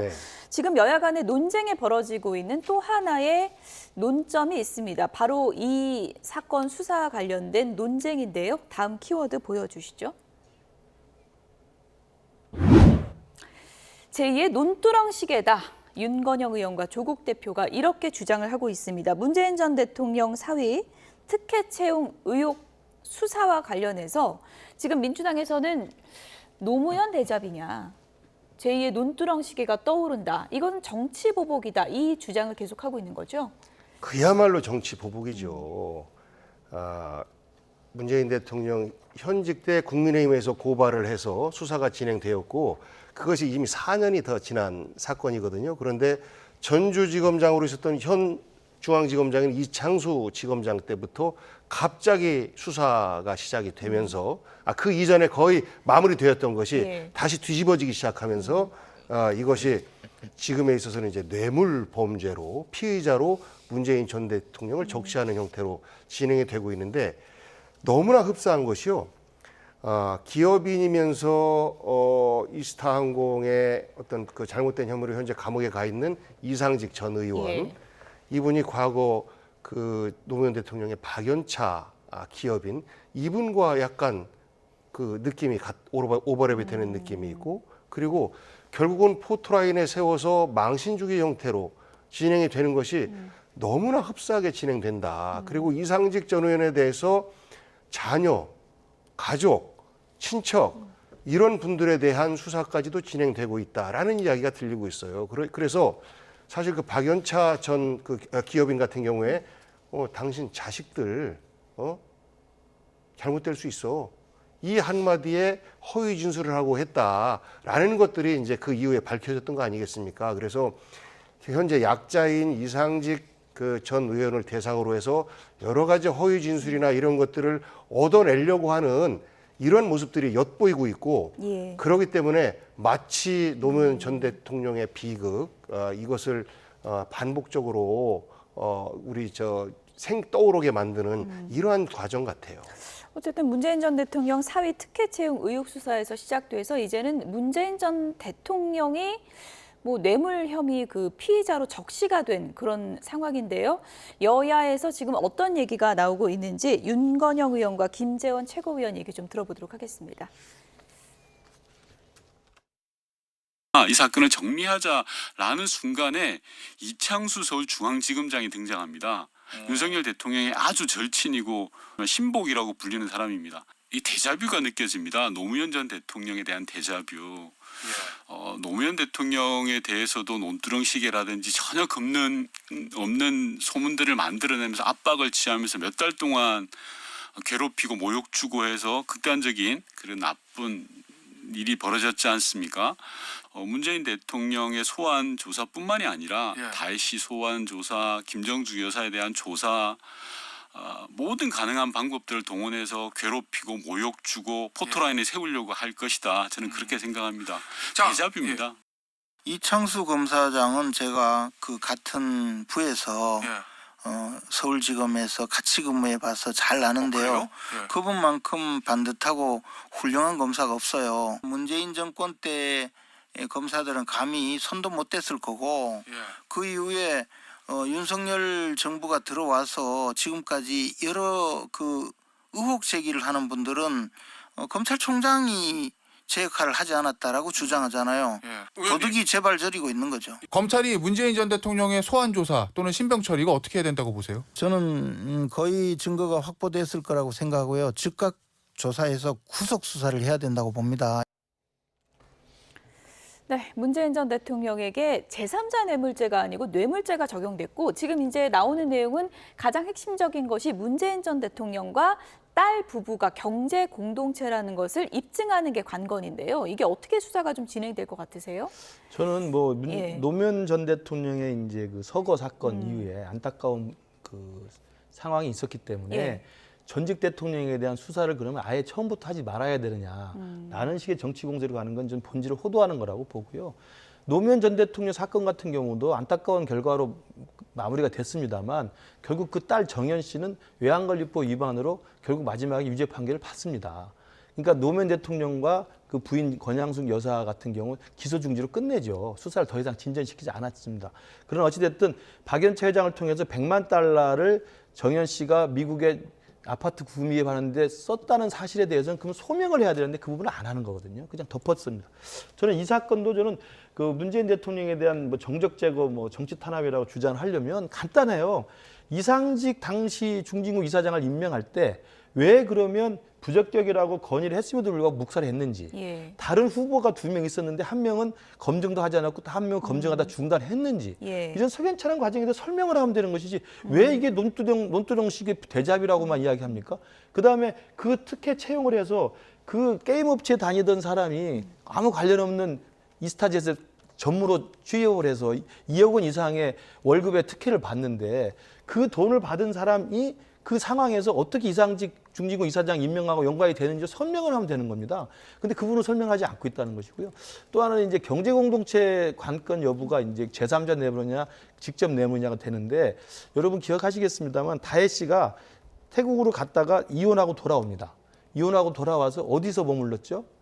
청와대 관저에서 같이 살아요. 같이 산다는 건 뭡니까? 한솥밥을 먹는 겁니다. 요즘 어디 광고도 있습니다만 같이 밥 먹는 사람이 식구예요. 한솥밥을 먹으면서 경제 공동체로 산 겁니다. 그리고 그전에도 문재인 대통령 부부가 현직에 계실 때도 다혜 씨에게 생활비를 계속 지급했던 게 계좌에 남아 있습니다. 이제 이런 게 있기 때문에 실제로 그 계좌를 받아서 생활비를 받았고 이혼 이후에 청와대 와서 생계를 유지했다고 한다면 경제공동체가 당연하죠. 독립생계가 아닌 겁니다. 결혼했다고 독립생계가 아니거든요. 저는 그런 부분을 검찰이 보고 있기 때문에 저도 이게 안타까운 결론으로 진행되는 건 절대 반대입니다. 예. 그러면 이 부분에 대해서 문제 제기를 하고 의혹을 하면 설명을 해야죠. 설명은 지금 윤건현 의원이 하나도 안 하잖아요. 그냥 논두렁, 데자뷰. 이거 뭐 이창수가 하는 거다. 이렇게 하지 마시고 설명을 하시길 바랍니다. 예. 끝으로 뭐 최근에 이제 언론 보도 보면 김정숙 여사가 뭐 친구를 통해서 뭐 5천만 원을 입금했다 뭐 이런 보도도 이어지고 있는 상황이잖아요. 이런 부분과 관련해서는 좀 구체적인 해명의 기회를 갖는 게 좀 필요하다고 보십니까? 아마 윤건영 의원이 그런 부분에 대해서 이야기를 했을 텐데 안 나온 것 같아요. 예. 그러니까 실제 5천만 원 보낸 것은 사실이고 그 당시에는 퇴임하셔서 이미 이제 다혜 씨는 이혼을 하고 따로 제주도에 이제 집을 장만하려고 하는 시점에서 5천만 원을 그 평산마을 앞에서 욕하고 뭐하고 하는데 나갈 수가 없지 않습니까? 그래서 지인한테 이거를 좀 내 이름으로 보내줘라 라고 한 거예요, 딸한테. 이것을 뭐 돈 세탁을 하려고 하면 왜 본인 이름으로 보내주겠어요. 완전히 시점도 달라요. 그런데 이것까지도 마치 연루가 있는 것처럼 의혹적이 하는 것 말이 안 되고요. 그 사위분이 증권회사도 다니다가 그리고 유망하다고 했던 그 게임 산업 쪽에서 근무를 하다가 이제 그 다음에 계속해서 야당의 공격이 있고 그러다 보니까 다른 이제 일자리를 찾는 중에 타이 이스타젯이라고 하는 회사에 직원이 5명이랍니다. 불과 항공회사가 아니고 결국은 이제 이스타항공의 표를 태국에서 파는 이런 역할을 했던 작은 회사인데 마치 큰 회사의 전무로 간 것처럼 뭐 이렇게 좀 포장되고 있는 부분도 아쉽고 그리고 그 기간 동안은 월급을 받아서 살았던 거죠, 같이. 그리고 나서 청와대에 와서 다혜 씨가 살 때는 이미 그 결혼 생활을 마무리하고 와 있는 거기 때문에 예. 경제 공동체다라고 주장하는 그 시점 자체가 달라요. 예. 그래서 이것은 전형적인 망신주기에 불과하고 이런 어떤 그 지원이 되고 취업이 되고 했던 과정들을 상세히 풀어서 국민들에게 설명하면 야, 이것은 정말 너무한다라고 생각할 겁니다. 어쨌든 뭐 다희 씨가 지금 독립된 생계를 그 시점에 유지했느냐 안 했느냐 이런 부분도 이제 검찰 수사에서 좀 정확히 들여다볼 부분이 있어 보이는데요. 어떻게 좀 결론 날지 보겠습니다. 김근식 경남대 교수, 복기왕 더불어민주당 의원 두 분이었습니다. 고맙습니다.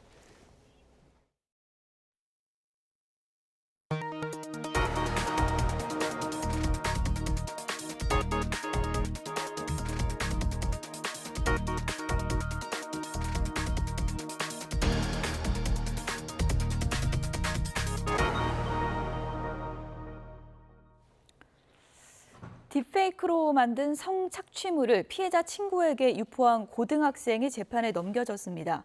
인천지방검찰청 여성아동범죄조사부는 지난달 30일 성폭력 처벌법과 청소년 성보호법 위반 혐의로 10대 A군을 불구속 기소했습니다.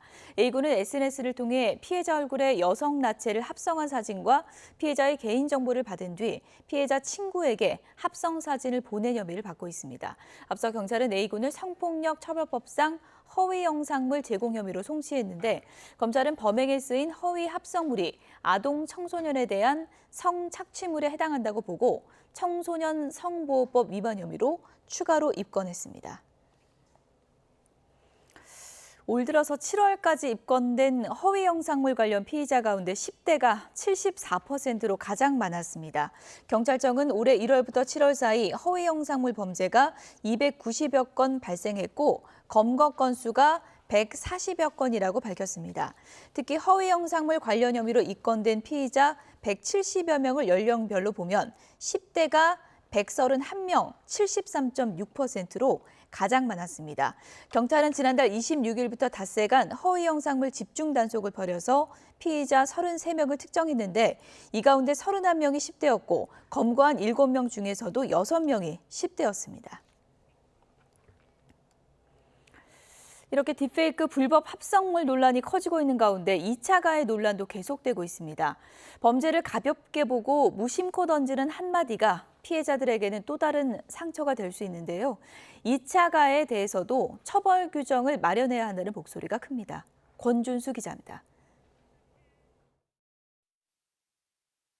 텔레그램에서 퍼진 딥페이크 불법 합성물에 대해 한 인터넷 커뮤니티에 올라온 반응입니다. 아직 기술이 어설퍼서 아쉽다. 다른 나라에서는 범죄도 아닌 거 아느냐는 등의 내용이 눈에 띕니다. 합성 사진과 영상 좀 보는 게 뭐가 문제냐는 식의 게시글도 보입니다. 딥페이크 합성물에 대한 YTN 뉴스 보도에도 여러 댓글이 달렸습니다. 피해자를 위로하거나 대책을 마련해야 한다는 내용이 대부분이긴 하지만 여론이 과도하다는 내용부터 피해자를 성희롱하는 표현도 쉽게 볼 수 있었습니다. 구독자 100만 명이 넘는 유튜버도 딥페이크 성범죄에 대한 여성들의 우려에 대해 호들갑을 떤다는 등의 발언을 해 논란이 됐는데 결국 유튜브 수익 창출이 중지되는 제재를 받았습니다. 자신은 남하고 다르다라는 생각을 가지게 될 때 오게 되는 쾌감, 만족감. 그러니까 모든 사람들이 다 이렇게 안 됐다 피해자들 이러고 있을 때 자기는 그리고 이제 이게 또 익명이기 때문에 이게 또 하나의 가해다라는 걸 알려주는 거는 해야 될 것 같아요.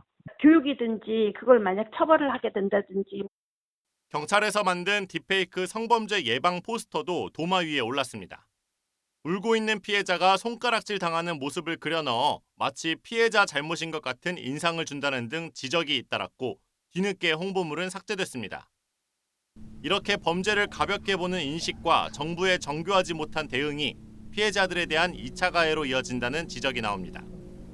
이에 따라 국회에서는 딥페이크 성착취물의 제작과 소지, 단순 시청은 물론 2차 가해까지 처벌할 수 있게 법 개정에 나서고 있습니다. 피해자 특정이 쉽지 않고 2차 가해자의 신상을 파악하는 데에도 어려움이 있지만 경각심을 갖도록 해야 한다는 겁니다. 2차 가해에 대한 처벌 규정은 기존에 있는 명예훼손이나 아니면 모욕 등의 규정들이 있는데 결국 그것도 특정성이 확보가 되느냐 안 되느냐에 따라 결정이 되기 때문에 IP 추적을 통해서 잡을 수는 있겠지만 그거 역시 많은 품이 들어갑니다. 전문가들은 2차 가해에 대한 처벌뿐만 아니라 피해자가 겪을 수 있는 정신적 스트레스에 대한 지원 방안도 같이 논의돼야 한다고 강조합니다. YTN 권준수입니다. 핫한 이슈를 전문가에게 묻습니다. 이슈콜입니다. 문장을 이해하는 능력인 문해력. 최근에 이 문해력 관련한 재미있는 일화들 들어보셨을 겁니다. 부모님 뭐 하시냐는 질문에 소천하셨다고 답변을 하자 돌아가셨다는 의미를 이해하지 못하고 이 소천이라는 게 무슨 직업이냐고 되물었다라는 이야기부터 심심한 사과를 표한다는 말 들어보셨죠? 이 표현에 무성의하다, 그리고 우천시 장소가 변경된다는 공지에 대체 우천시는 어디냐? 중식, 그러니까 점심 식사 제공한다는 말에는 중식 말고 한식으로 주면 안 되냐는 등 웃기지만 어딘가 씁쓸한 일화들이 많습니다. 최근 어린이와 성인을 가리지 않고 스마트폰과 쇼츠 등에 익숙해서 긴 글을 멀리하는 등의 이유로 이 문해력이 떨어진다는 분석의 목소리도 높은데요. 지난달 29일에 교육부와 국가평생교육진흥원에서 지난해 국내 성인을 대상으로 한 문해 능력 조사 결과를 발표했는데 성인의 3.3%, 약 146만 명이 초등학교 1, 2학년 수준이라는 충격적인 결과도 전해졌습니다. 우리나라 문해력 이대로 괜찮은지 천경록 광주교대 독서교육센터장 연결해서 현 위치를 짚어보겠습니다. 센터장님 나와 계시죠? 예, 안녕하세요. 네. 반갑습니다. 네, 안녕하십니까. 국내 성인 3.3%가 이제 초등학교 1, 2학년 수준의 문해력을 가졌다고 합니다. 이게 3.3%면 얼마 안 되는 것 같아도 수치상으로는 146만 명이고요. 이게 적은 숫자는 아니거든요. 서둘러 개선이 좀 필요한 수준으로 보고 계십니까? 예. 그 성인 문해력의 현재 실태와 관련된 정보라고 생각됩니다. 네. 즉 성인이면서 기초 문해력 수준의 능력을 갖춘 사람의 비중이 국민 전체의 3.3% 정도란 뜻입니다. 그러니까 이 문제는 두 가지 방향으로 정해야 될 것 같습니다. 첫째는 이러한 성인 기초 문해력을 완전하게 해소하고, 즉 100%로 낮추고 해결하고, 둘째는 이러한 낮은 수준의 성인 문해력 수준을 중고등학교 수준으로 향상시켜야 되는 문제로 보입니다. 네. 하루아침에 해결되기는 어렵고 중장기적으로 해결해 나갈 것으로 생각됩니다. 이 문해력은 개인이 성장할수록 기초문해, 기능문해, 비판적 문해, 학업문해, 직업문해 등으로 이제 발달합니다. 즉 두 번째 문제는 이제 성인 대상으로 이러한 그 기능적 문해나 비판적 문해, 직업문해를 중장기적으로 향상시켜 나가야 된다는 것을 이해할 수 있습니다. 둘째 문제가 더 해결하기 어렵습니다. 네. 예. 지금 지난해 성인 문해 능력 조사를 그러니까 100점 만점으로 환산한 점수가 87.6점이었습니다. 직전보다 2.5점이 상승을 했고요. 이 점수의 어떤 시간적인 추이를 보면 계속 이렇게 높아지긴 했거든요. 수치만 봤을 때 우리나라 문해력은 큰 우려와는 다르게 계속 개선되고 있다는 생각이 들 수도 있을 것 같아요. 예, 두 가지를 또 해석해야 된다고 봅니다. 우선 네. 성인 기초 문해 그 자체는 말씀한 대로 긍정적으로 해석할 수 있습니다. 향상되고 있으니까. 즉 문해력이 3.3, 3점이 나중에는 줄어들겠죠. 그리고 이런 것들은 이제 현재 정책 기조를 유지하면서 기초 문해 수치를 점점 이제 낮추고 가고, 이 앞에 두 번째 문제, 즉 이러한 낮은 수준의 문해력을 갖춘 성인들을 대상으로 문해력의 발달 다음 단계에 해당되는 기능적 문해나 비판적 문해 이런 것들, 문화적 문해력을 향상시키는 데 이제 정책도 관심을 보여야 될 것으로 생각됩니다. 네. 자, 지금 소득과 학업 수준이 낮을수록 그리고 연령이 높을수록 이 문해력이 떨어진다라는 결과도 나오면서 지역과 계층 간의 격차가 더 큰 모습을 보였습니다. 더 나아가서 문해력의 어떤 양극화 현상에 대한 우려도 좀 나올 수밖에 없을 것 같아요. 예, 맞습니다. 양극화 문제는 소득의 격차라든지 우리 사회가 앞으로 직면할 문제인데요. 저도 이 문해력의 양극화 문제도 연구자로서 심히 우려하는 지점입니다. 네. 이 문해력과 개인의 사회적 요인의 상관은 굉장히 높습니다. 우리나라에서는 이러한 어떤 사회적 요인에 대한 접근이 많이 이루어지지는 않고 있습니다. 예를 들면 언론인, 학자, 변호사, 정치인, 교육자 이건 직업인데요. 이런 직업군들은 이제 문해력이 굉장히 높은 직업군이고 수입도 많습니다. 문해력과 요약하면 이제 수입도 상관이 돼 있다는 뜻입니다. 앞으로 저소득층, 농산어촌의 소유지역, 그러니까 이제 그 소득 격차나 또 이런 것을 고려한 이제 성인 문해력의 약한 실태를 객관적으로 좀 인정하고 이들에 대한 이제 정부의 적극적인 문해력 정책 수립과 교육이 필요해지는 시점이라고 보여집니다. 네, 센터장님 그 스마트폰이나 쇼츠 같은 어떤 짧은 콘텐츠를 선호하는 성향이 만연해지면서 이런 문해력에 악영향을 끼친다는 말도 많이 있거든요. 이게 먼저 사실인지 궁금하고요. 혹시 또 다른 원인이 있다면 어떤 게 있을까요? 가능성이 높습니다. 이 영상 매체와 문자 매체에 대해 인간이 처리하는 방식이 다르다고 봅니다. 문자 언어는 수용자가 그 비지정 영역을 추론하고 상상하고 판단하는 능력이 요구됩니다.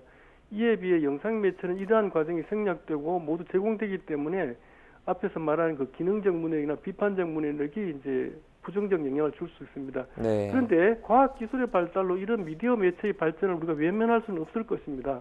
이러한 것을 우리가 보통 연구자들은 매체 문해력이라고 하는데요. 이 방법은 이제 사용자를 대상으로 즉 비판적 문해 능력을 점점 길러나가는 수밖에 없을 것으로 생각됩니다. 네. 자, 뭐 수학이든 과학이든 회사 업무든 우리는 일단 국어로 모든 것을 접하게 됩니다. 그래서 이 국어는 모든 학문과 일상의 기초라고 이렇게 볼 수 있을 것 같은데요. 최근에는 독서를 늘리면 문해력 보완이 가능하다라는 말도 많기는 한데 이제 문해력 향상 방법을 좀 연령대별로 추천해 주신다면 어떤 게 있을까요? 예, 일단 초중등 학생의 경우에는 학교의 국어과 수업에 열심히 참여하는 것이 최선입니다. 국어 교육 분야에서 이 문제를 해결하기 위해서 2022 교육과정에서 수업 시간도 늘렸고 또 교과서도 문해력 향상에 초점을 맞추고 개발하고 있습니다. 학생이라면은 국어 수업에 능동적으로 참여하고 또 여력이 있으면 뭐 저희 같이 대학의 어떤 독서교육센터나 지역 도서관의 독서 프로그램 같은 사회교육 프로그램에 참여하기를 권장합니다. 이 성인들 같은 경우에는 지자체별로 운영하는 독서 프로그램, 뭐 지역 도서관의 프로그램 참여도 가능하고요. 30대, 50대 좀 매체 문해력이 높은 분들이라면은 온라인에서 진행되는 독서 커뮤니티가 많으니 자신의 관심사에 따라서 참여하는 것을 권하고 싶습니다. 네. 뭐 9월이 때마침 독서의 달이기도 합니다. 이 천 센터장님께서 추천해 주신 독서 방법 연령대 맞춰서 실천해 보는 것도 좋을 것 같습니다. 이 문해력 논란 천경록 광주교대 독서교육센터장과 함께 현 위치 짚어봤습니다. 센터장님 오늘 고맙습니다. 예, 감사합니다.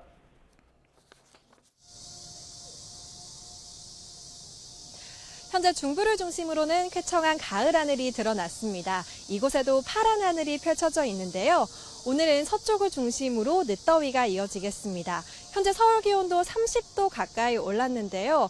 오늘 동풍이 불면서 서쪽 지방의 기온이 크게 오르겠습니다. 늦더위에 대비해서 시원한 옷차림 하셔야겠고요. 나오실 때 양산도 챙기시는 게 좋겠습니다. 쾌청한 중부지방과 달리 남부지방은 흐리거나 구름이 다소 많이 지나고 있습니다. 오늘 호남과 제주도를 중심으로는 5에서 20mm의 산발적인 비가 내리겠는데요. 제주도는 내일 오후까지 비가 이어지며 최고 40mm가 예상됩니다. 또 오늘 오후까지 충청 남부와 경남 남해안으로는 약한 빗방울이 떨어질 수 있겠습니다. 오늘 한낮 기온은 서울과 대전, 광주 모두 31도까지 올라 예년 기온을 1에서 3도가량 웃도는 곳이 많겠습니다. 반면 동풍의 영향을 받는 동해안 지역은 강릉 28도, 포항은 27도에 그쳐 비교적 선선하겠습니다. 내일은 오늘보다 기온이 더 오르는 가운데 당분간 늦더위는 계속됩니다. 또 모레는 중서부에, 금요일에는 전국 대부분 지역에 비가 내리겠고요. 11호 태풍 야기는 중국 남부로 향하면서 우리나라에 영향을 줄 가능성은 낮겠습니다. 오늘까지 동해안을 중심으로는 높은 물결이 갯바위나 방파제를 넘는 곳이 있겠습니다. 또 영남 해안 지역으로는 바람까지 강하게 부니까요. 해안가 안전사고에 각별히 주의하셔야겠습니다. 지금까지 YTN 이혜민입니다.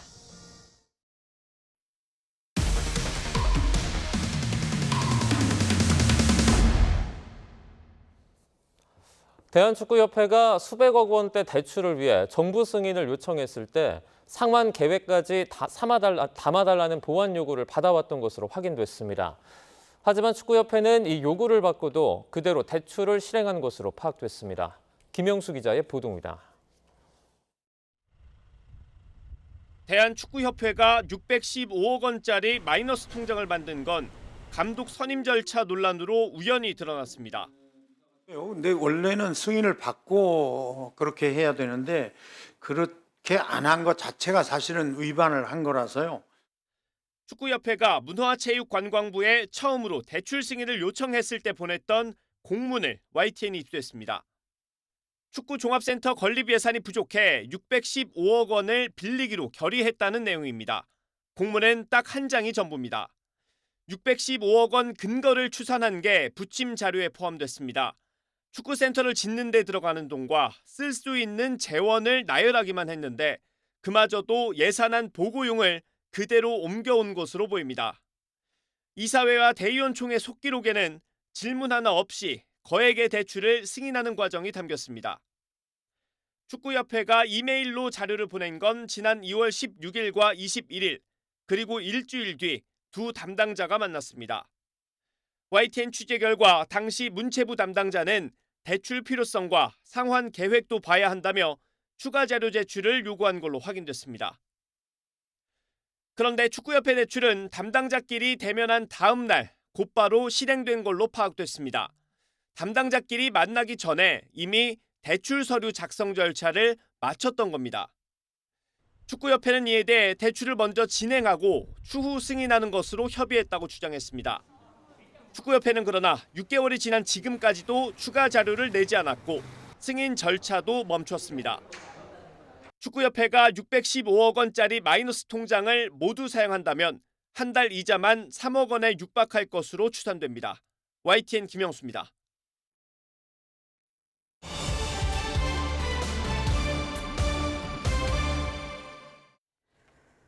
네, 서울 수도권 집값 상승이 이어지면서 영끌족들이 다시 늘어나자 정부가 9월부터 주택담보대출 규제를 시행했죠. 대출 옥죄기가 시작되기 직전인 8월 주택담보대출은 역대 가장 큰 폭으로 증가하기도 했습니다.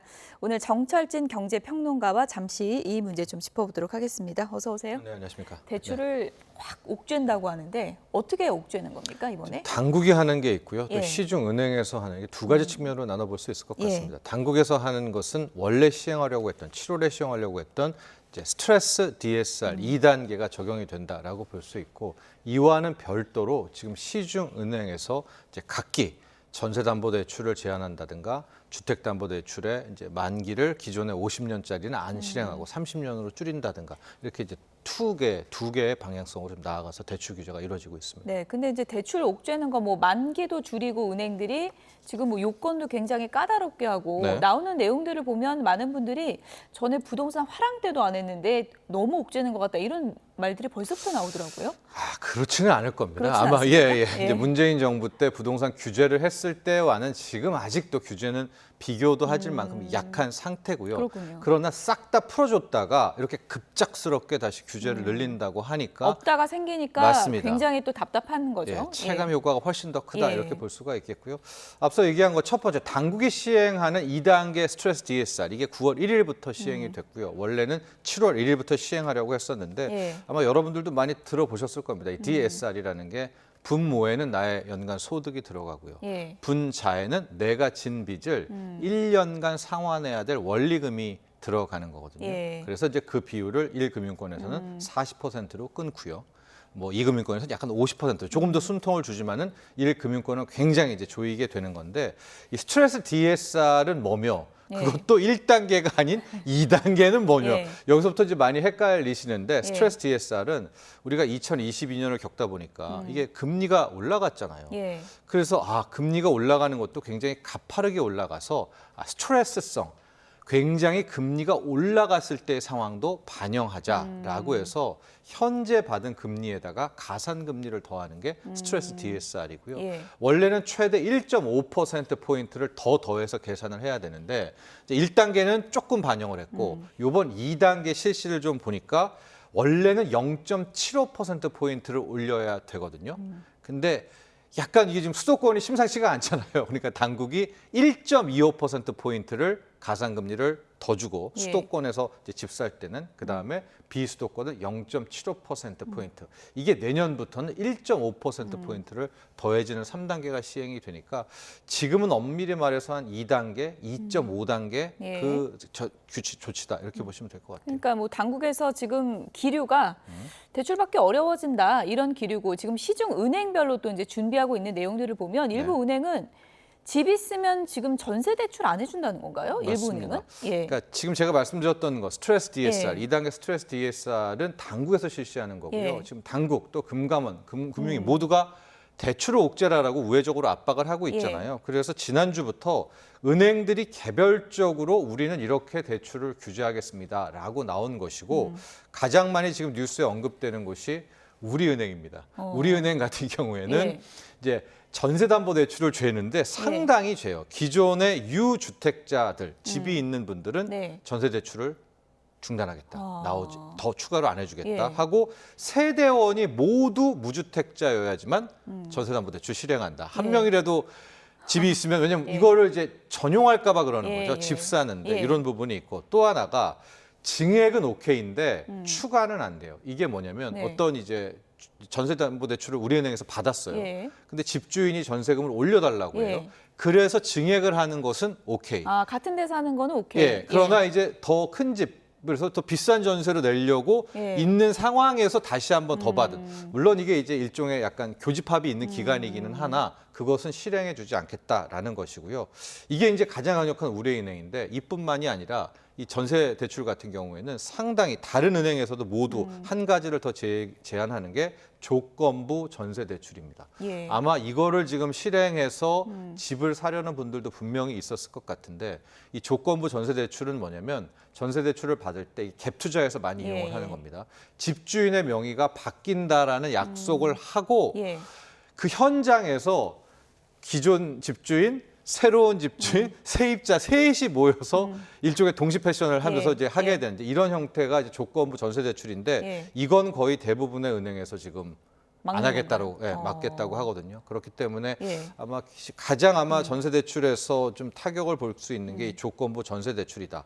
다만 이게 또 너무 공포심을 드릴까 봐서 하는 말이지만은 이제 집도 없고 이제 새로 전세담보대출을 받으려 이런 분들은 그냥 받으실 수, 그런 분들께 받으실 수가 있는 겁니다. 유주택자 분들은 특히 그러나 안 된다는 점들은 꼭 유의를 하셔야 돼요. 근데 거주지 이제 변경이라는 게 꼭 뭐 더 좋은데 더 큰데 가려는 분도 많겠지만 예를 들어 뭐 직장이 바뀐다든지 손주를 보러 가야 된다든지 이런 또 필수적인 그런 조건들도 있고 그런 이유 때문에 전셋집 바꿔야 되는 분들한테는 좀 타격이 있을 것 같은데요. 그렇죠. 아마 지금 많은 분들도 자기 집도 있고 거기에서 또 옮기려고 하고 그게 이제 순간적으로 딱딱 맞게 되지가 않잖아요. 집을 보통 팔기가 어려운 경우도 6개월에서 많잖아요. 8개월 정도 시간차가 있는데 그런 분들은 굉장히 지금 너무나 과하다라는 볼멘 소리를 내고 있습니다. 일단 대출 옥죄인다고 하니까 막차 타자. 그래서 이 기회에 대출 많이 받아서 집 사자 이런 연골족들이 다시 많아졌거든요. 이거 좀 위험한 건가요? 아니면 괜찮은 건가요? 깜짝 놀랐습니다. 이제 위험하다는 거는 뭐 이미 5월부터 예견이 됐었거든요. 5월에 주담대가 5조 늘었었고요. 6월에 6조 늘었습니다. 이제 정확히는 한 5조 8천억 늘었었고 그때도 저희가 이 시간에서 주담대가 보통 3, 4조였었거든요. 1월, 2월만 해도 3조도 안 되고 뭐 그랬던 게 갑자기 5조, 6조 그러더니 7월에 7조가 됐고 8월에 8조 되는 거 아니야 라고 했는데 8조 3천억 선으로 집계가 됐다가 말씀하신 제가 이야기한 대로 9월 1일에 지금 2단계 스트레스 DSR 때문에 하루 이틀 사이에 1조 원이 넘게가 추가로 실행돼서요. 거의 뭐 폭발인가요? 이 정도면? 가집계가 지금 8월은 9조 원이 한 달입니다, 여러분. 그럼 벌써 올해만 늘은 이 주담대, 우리 가게들의 빚이 엄청나지 않습니까? 그것은 결과적으로 어떤 현상으로 나왔는가? 물론 서울, 수도권에 국한되기는 하지만 집값이 현재로서는 좀 고삐가 풀린 그런 상태가 됐습니다. 그러니까 집값이 앞으로 더 뛸 것 같으니까 지금 어떻게 해서라도 사야 된다 이런 수요가 많다는 얘기잖아요. 그렇죠. 왜냐하면 집값이 떨어질 것 같은데 지금 2억, 3억씩 빌려서 집을 사지는 않겠죠. 또 금리가 뭐 많이 내려왔다고는 하지만은 우리 코로나 때 주택담보대출 금리 1.9%, 2% 이런 시대도 있었단 말입니다. 그때 연끌족들도 많았잖아요. 근데 지금은 싸게 잡아도 3.1, 뭐 요 정도인데 이 정도의 대출이 실행됐다는 거는 방금 앵커께서도 이야기했지만 집값은 더 오르는, 특히 서울, 서울 집값은 더 오르겠지라는 그런 심리가 현재까지는 우리 국민들 사이에 강하다 이렇게 볼 수 있겠습니다. 결국 뭐 대출 옥죄는 거는 집값과도 연관이 있는 건데 이렇게 옥죄게 강하게 하면 집값 좀 잡습니까? 어떻게 봐야 돼요?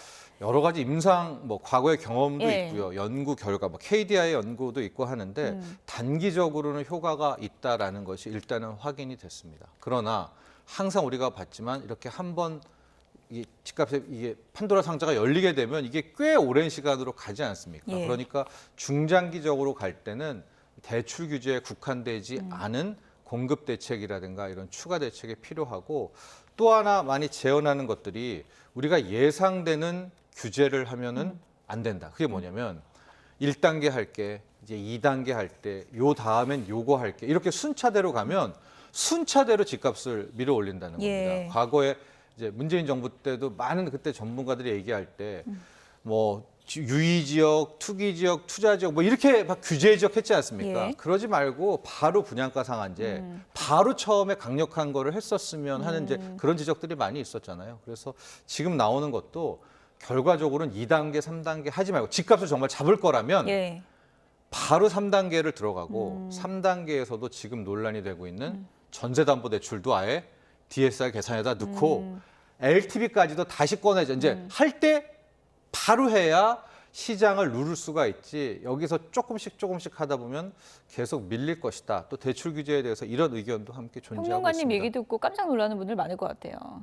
그러니까 지금 더 재면 어떡하나 네, 이런 이야기하면서요. 그렇죠. 예. 그러니까 이건 이제 당국의 정무적 예. 판단일 것 같은데 예. 과연 집값을 어떻게 보느냐에 달려 있는 것이죠. 그러니까 과거 문정부 때도 집값이 올라가고 있는 것을 인정하는 게 중요한 거잖아요. 예, 그러니까, 저희 집값 그래픽 좀 예. 보여주시면 좋을 것 같은데, 뭐 7월 서울 집값을 보면은 6월보다 0.76% 올라서 4년 7개월 만에 최고고요. 지역별로도 보면은 지금 용산구하고 서초구 최고가 대비 지금 다음 그래픽인데요.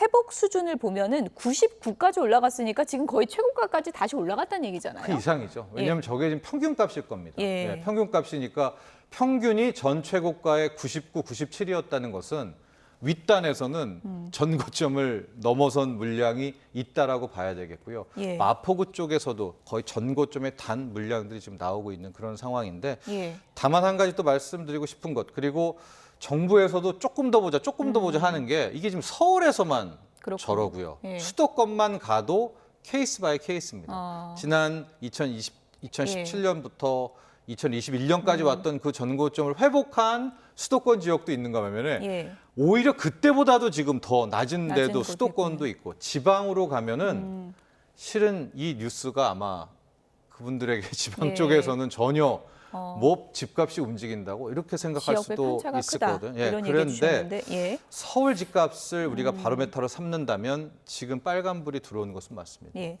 집값의 또 하나 변수가 지금 당장 이제 며칠 있다가 미국에서 금리 인하가 거의 지금 가시화된 상황이잖아요. 네. 금리 인하는 또 어떤 변수가 되는 거예요?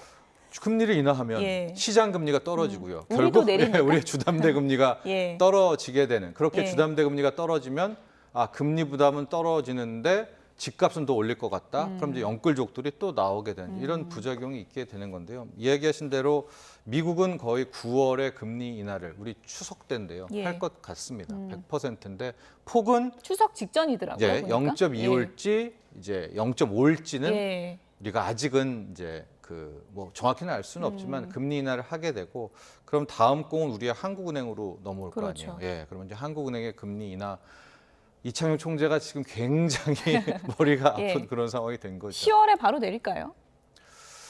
저는 이런 생각을 좀 해봅니다. 한국은행이 자꾸만 지금 여러 가지 고민을 하고 있거든요. 예. 한국은행이 첫 번째 해야 될 문제는 이제 물가고요. 예. 두 번째는 경기고, 세 번째는 환율, 이제 네 번째가 집값 이 정도라고 생각을 하거든요. 예. 그래서 저는 이창용 총재가 얘기할 때는 요 네 가지를 다 환율 빼고 한 세 가지를 이야기를 하거든요. 예. 그런데 지금 경기가 진짜 엉망이에요. 그러니까 경기를 본다면 한국은행은 일단 물가 잡혔고 요번에 나온 것이 거의 3년 만에 최저 2%가 나왔잖아요. 하고 경기를 보고 일단 미국이 금리 인하를 한다고 하면 한국은행은 금리 인하 쪽으로 따라가고 이 부동산 집값 문제는 이 금리를 한국은행이 고민할 게 아니라 예. 앞서 얘기한 것처럼 이제는 국토부도 다시 테이블 위에 앉아가지고 이 새로 서울 집값에 대한 고민을 하는 것이 맞지. 지금 계속해서 한국은행이 집값 때문에 금리 못 내려 이제 이렇게 되면 이게 저는 또 다른 왜곡이라고 보거든요. 예. 그래서 결과적으로는 저는 뭐 한국은행도 10월에 뒤따라가지 않을까라고 보고는 있고 그 고민이 많다던 그 집값은 아마 범정부적인 차원에서 나와야 되지 않겠는가, 함께 해야 될 것 같고요. 한 가지 더 보여야 될 지표가 이제 거래량인데 거래량? 7월에 예. 서울의 매매 거래 건수가 10,000건이 넘었거든요. 음. 늘 말씀드리지만 10,000건, 8,000건 이상 되면 이건 레드라인 넘어섰는데 음. 한 달 더 보자. 그러니까 지금 8월 추석, 그러니까 9월은 추석이니까 아마 집 보러 안 살 거 아니에요. 그러니까 예. 8월에 또 10,000건이 넘었다. 이제 그렇게 된다면 예. 이거는 이제 정부도 인정을 해야 되지 않을까라고 해서 이제는 밀리는 규제보다는 예. 선도하는 규제가 필요할 것이다, 이렇게 보고 있습니다. 일단은 뭐 집값 상승 문제가 있긴 하지만 그 변수도 중요하겠지만 그래도 금리는 우리도 대세를 따른다. 인하할 한국은행은? 가능성이 높다. 네, 경기 이렇게 때문이죠. 전망을 해주셨군요. 네. 알겠습니다. 정철진 경제평론가와 얘기 나눠봤습니다. 고맙습니다.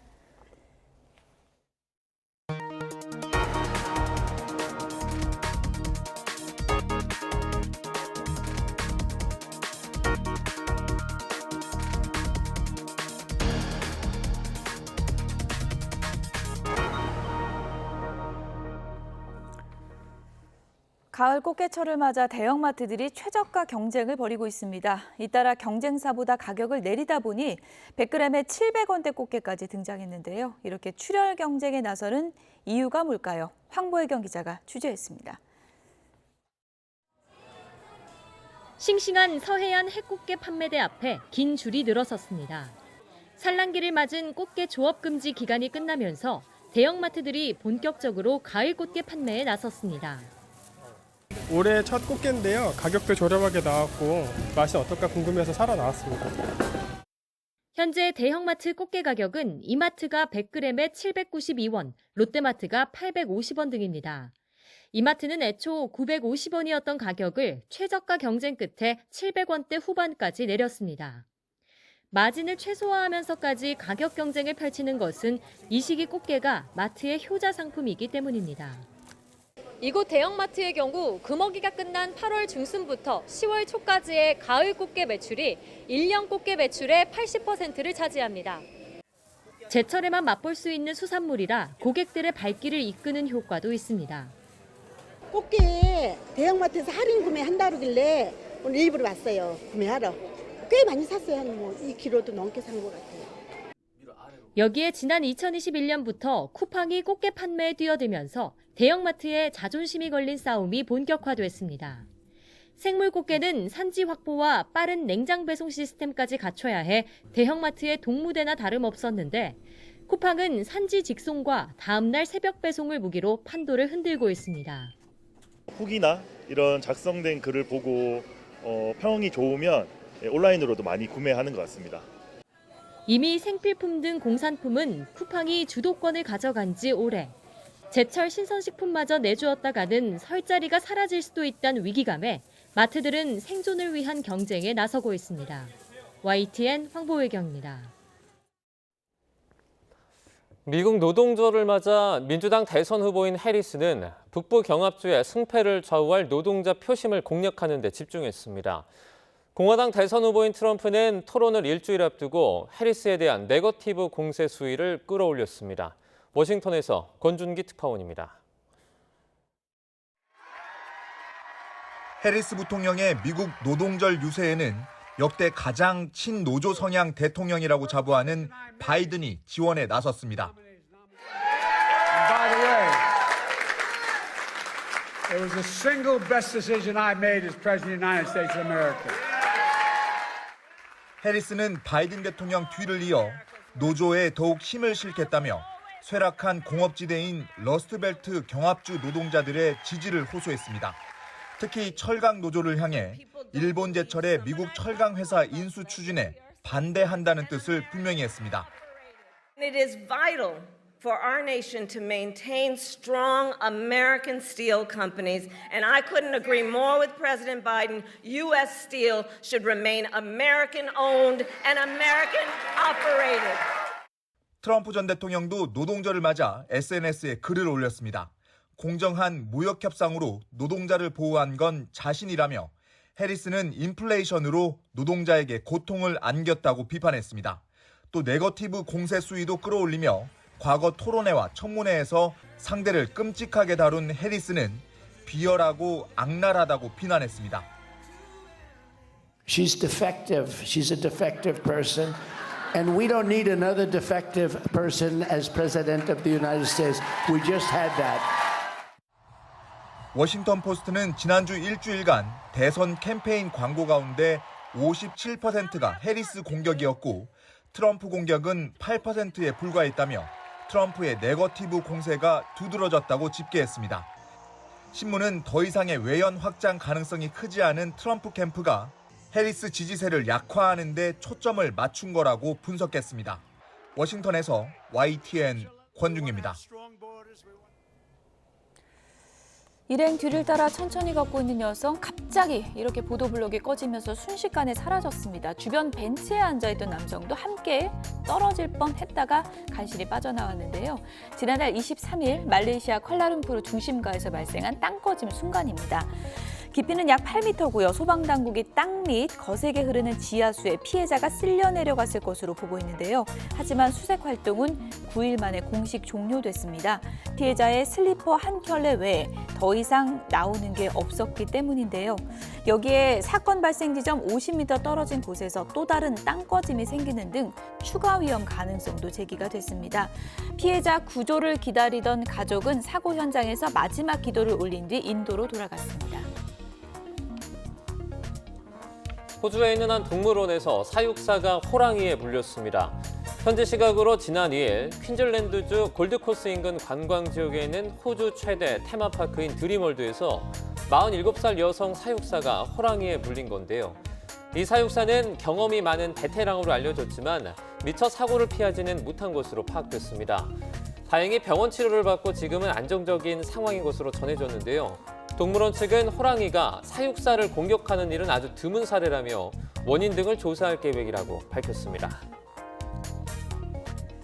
이번엔 푸바오 만나보실까요? 최근에 식욕이 줄어서 건강 이상설이 불거졌는데 푸바오가 가임신 상태인 것으로 확인됐습니다. 중국 판다보호 연구센터는 지난달 웨이보 공식 계정을 통해서 푸바오의 최근 활동 모습이 담긴 영상과 함께 푸바오가 가임신 상태다 이렇게 밝혔습니다.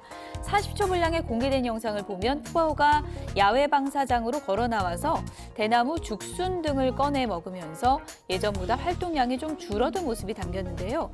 일부 팬들은 푸바오가 제대로 먹질 못하고 수면 시간이 늘었다며 폭염 속에서 건강에 이상이 생긴 것 아니냐 이런 의혹을 제기하기도 했습니다.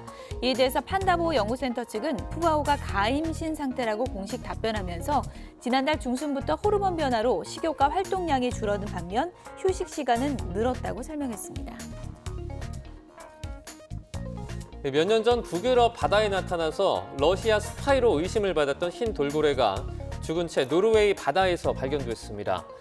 AFP 통신과 현지 언론들은 발디미르로 불리는 흰 돌고래가 지난달 31일 죽은 채 발견됐다고 노르웨이 비영리 단체인 마린 마인드를 인용해 보도했습니다.